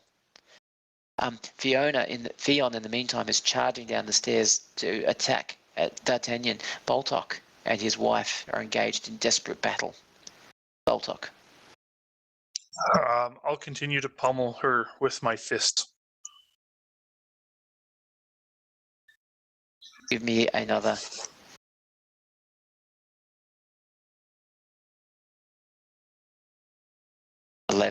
Nice. Punch her once, you punch her twice. Sickening crack as your fists break ribs, and as the second fist connects with her face, and you fracture her eye socket, and this anger is building within you. This rage, it seems to just be driving you on. Roll damage, please. Roll 2d6 for damage. Okay, massive damage. You're smashing this grotesque copy, this grotesque image of your wife is being pummeled before your face. Fion. This one. I chop it. Sorry, who did I just say? Yeah, Fion, you're attacking at D'Artagnan. Okay, D'Artagnan is surprised at your entry. He looked up following the arc of the bowl and spies you, and you know his vision, his line of sight is interrupted by your flying form as you leap down the stairs, sword in hand. Roll damage. Okay, I'm going to double the damage. Oh, actually, can I do it mercilessly? I have a Yeah. You should have been doing merciless. yeah, but it's Saber's not happy when with it me. really counts, you guys can turn on the dice rolls. Your sword blow smashes into D'Artagnan, and what it does do is knocks him backwards. He staggers back, and you see his eyes looking over at the bowl. His eyes cross over the scene where Boltok and Angelique are locked in a deathly battle, and his hands reach out for Angelique, and he calls to her. And she looks back at him, and the two of them become fog-like. They begin transforming, just losing their form. They're becoming incorporeal as their bodies begin to take the forms of a mist. Cameron. Boy, I had a thing all ready to go until you said that. I'm going to do it anyway. I'm going to move toward Baltok as far as I can, and I'm going to try Turn Undead on Angelique. Okay. You step underneath the stairs, and her body is just beginning to lose its substance. You step in the line of sight. She's looking across over at D'Artagnan. You step in the way. Holy symbol raised.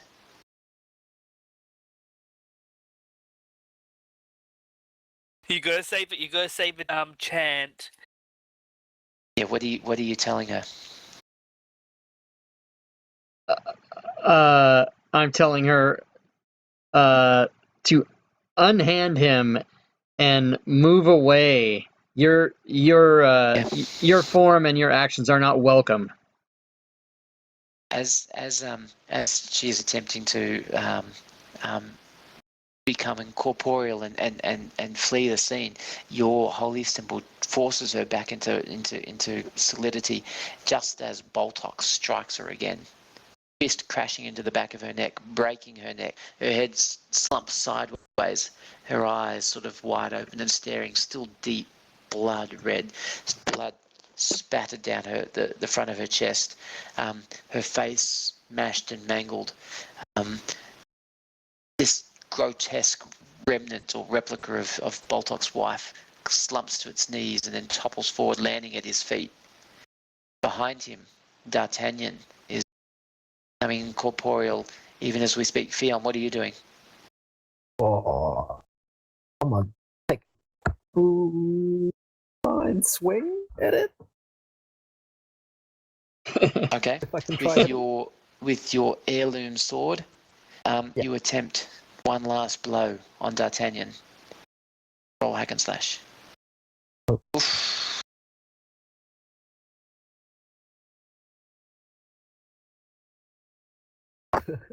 Okay, your sword goes straight through his incorporeal body, but not before one clawed hand lashes out, striking you on the face, ripping across from your ear right across your mouth down to your neck, leaving 3 ugly gashes, and take 1d6 damage. No armor reduction, and it looks like it will have scarred you for some time. You take 4 points of damage and -1 to your charisma as you take this scar to your otherwise handsome face. Suddenly, the battlefield is clear.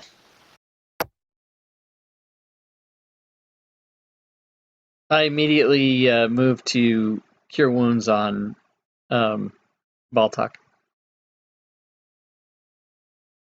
Okay, Baltok is staggering a little bit, both from shock and from blood loss.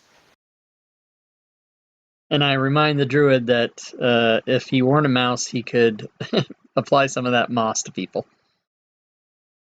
I'm actually going to get the bowl, and I'm going to grab the bowl, not knowing that the fight is over. I grab the bowl and lean up against one of the trees, just stay still, absolutely still, and become camouflaged with the tree. Because you'd then be hiding from who? You look around looking for Nairana, but you can't see him. But you don't. There's so many things going on. You don't realise that you can't see him because he's no longer there anymore. Beon,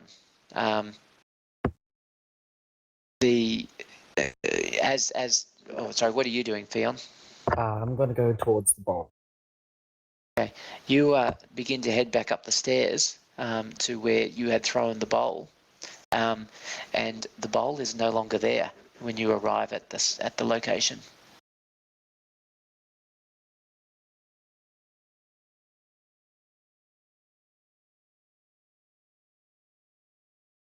Even as you arrive, out of the corner of your eye, see a mist suddenly reform right beside you, and the clawed hand lashes out at your face again, this time aiming for your throat. What do you do? I try to get out of the way. Slash. So you could attack, or you could defend, or you could defy danger and try and evade completely. I'll will try to defend. Okay. So give me a defend roll. I think my constitution should be +1, doesn't matter. That's a crappy roll, isn't it? Okay. His claws rake across your throat, and there is a searing, burning sensation even after the claws rake across your face, as though his claws contain some vile poison or something. You take 4 hit points of damage and give me a constitution check, please. You hear him cursing, "Where is it? Where is it? I need it back. I want my bowl now." And he turns away from you as he's questing, looking for the bowl.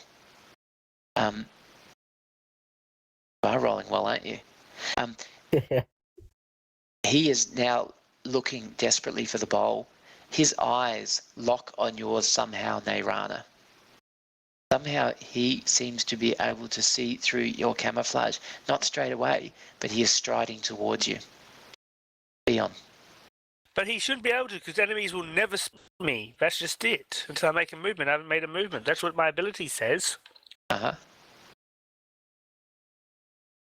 Oh, he's not actually seeing me. He's seeing the power. Maybe. He is striding straight towards you. His eyes greedily set upon the bowl. Theon. I'll try to attack him. Yeah, you're attacking him from behind. I'll give you a +2. He's completely distracted.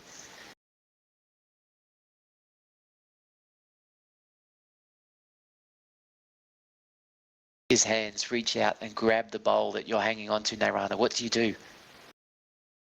I want to ask the spirits to help protect the protect me and stuff. Have you got a particular skill that you're using? Elemental mastery.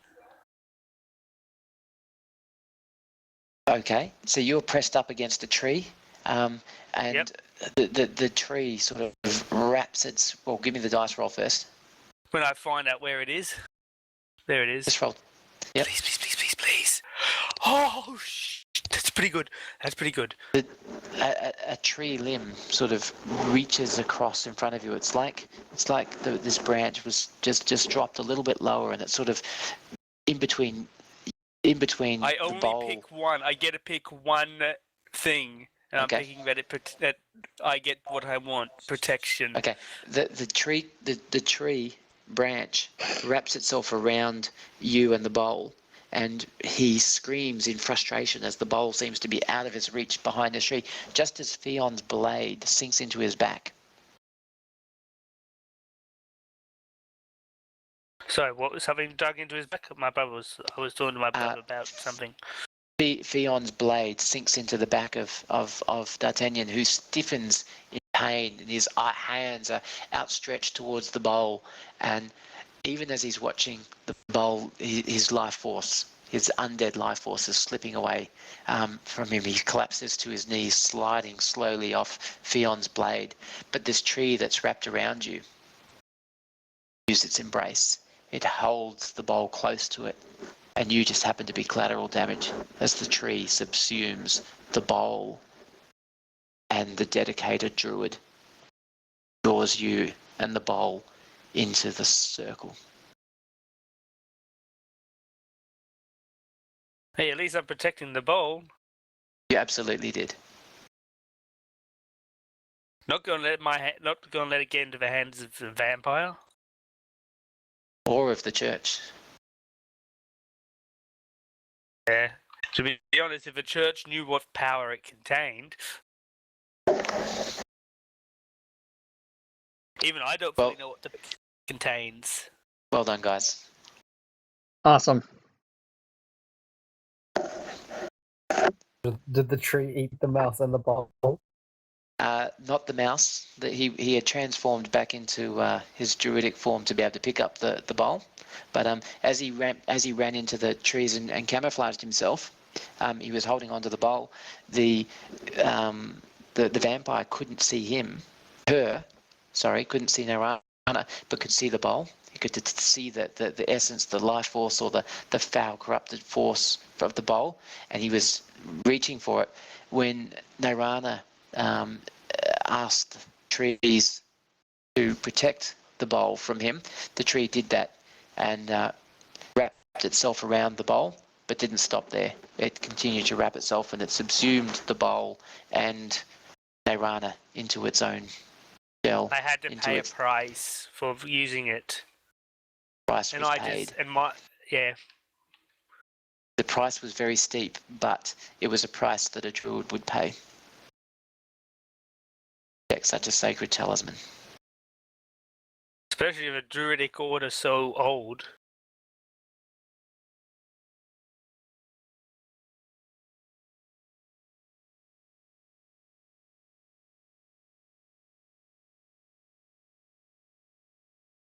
Is that the end of our adventure? I think that's the end of the adventure. I'm all out of talk. Yeah, that was 5 hours. Cameron, you were trying to seek the bowl for your church. Right. You didn't necessarily know what your church wanted it for, but Theon was concerned that the forbidden knowledge would be used for war by the church, so she didn't want you to get the bowl. I was very tempted to break it at one point. And well, the breaking the bowl probably would have been it wouldn't have been a bad thing for you to do, but it would have been a terrible loss for the druids and for Nirvana. But ultimately, Nirvana, in keeping it away from both the vampire and from Cameron, unwittingly sacrificed herself to keep the bowl safe. Yay! And poor old Boltok found his wife. Would have been better had he never. Boltok. It's okay. Had he never She's still found his good. wife. She's just a little dead. Ew, Just a little that's rough around dirty. the edges. We'll fix her up. She'll be good as new soon. Jesus Christ. That sounds dirty. Yeah, well, I mean, anyway, well, I'm not going to go there. You've got the best saying for that. That's nasty. Thanks, Damien, for running. I'm gonna about ready to pass out. I gotta go back to bed. Yeah, thanks for that. If you ever host another one, I'll be glad to join. Thank you guys for getting up so early or staying up so late to join in on this. And it probably didn't run as smoothly as it could have or should have, but I hope you enjoyed it. Maybe when you host next time, you'll have it just a little bit more pre-prepared.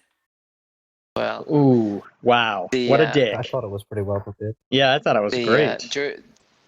The druid was not on my list of characters, mostly because I had so many other things to do. So I apologise. I had to make it. Yes, but yeah, it was a first time that I was using this rule set and doing it for this. So there was a whole bunch of things going on there. But thank you all for your patience and for your for helping me play this game tonight. Thank you very much. Thanks again, Damien. Take care, everybody. Thanks for All right. hosting. Enjoy the rest See of your ya. weekend. Yeah, I awesome. will.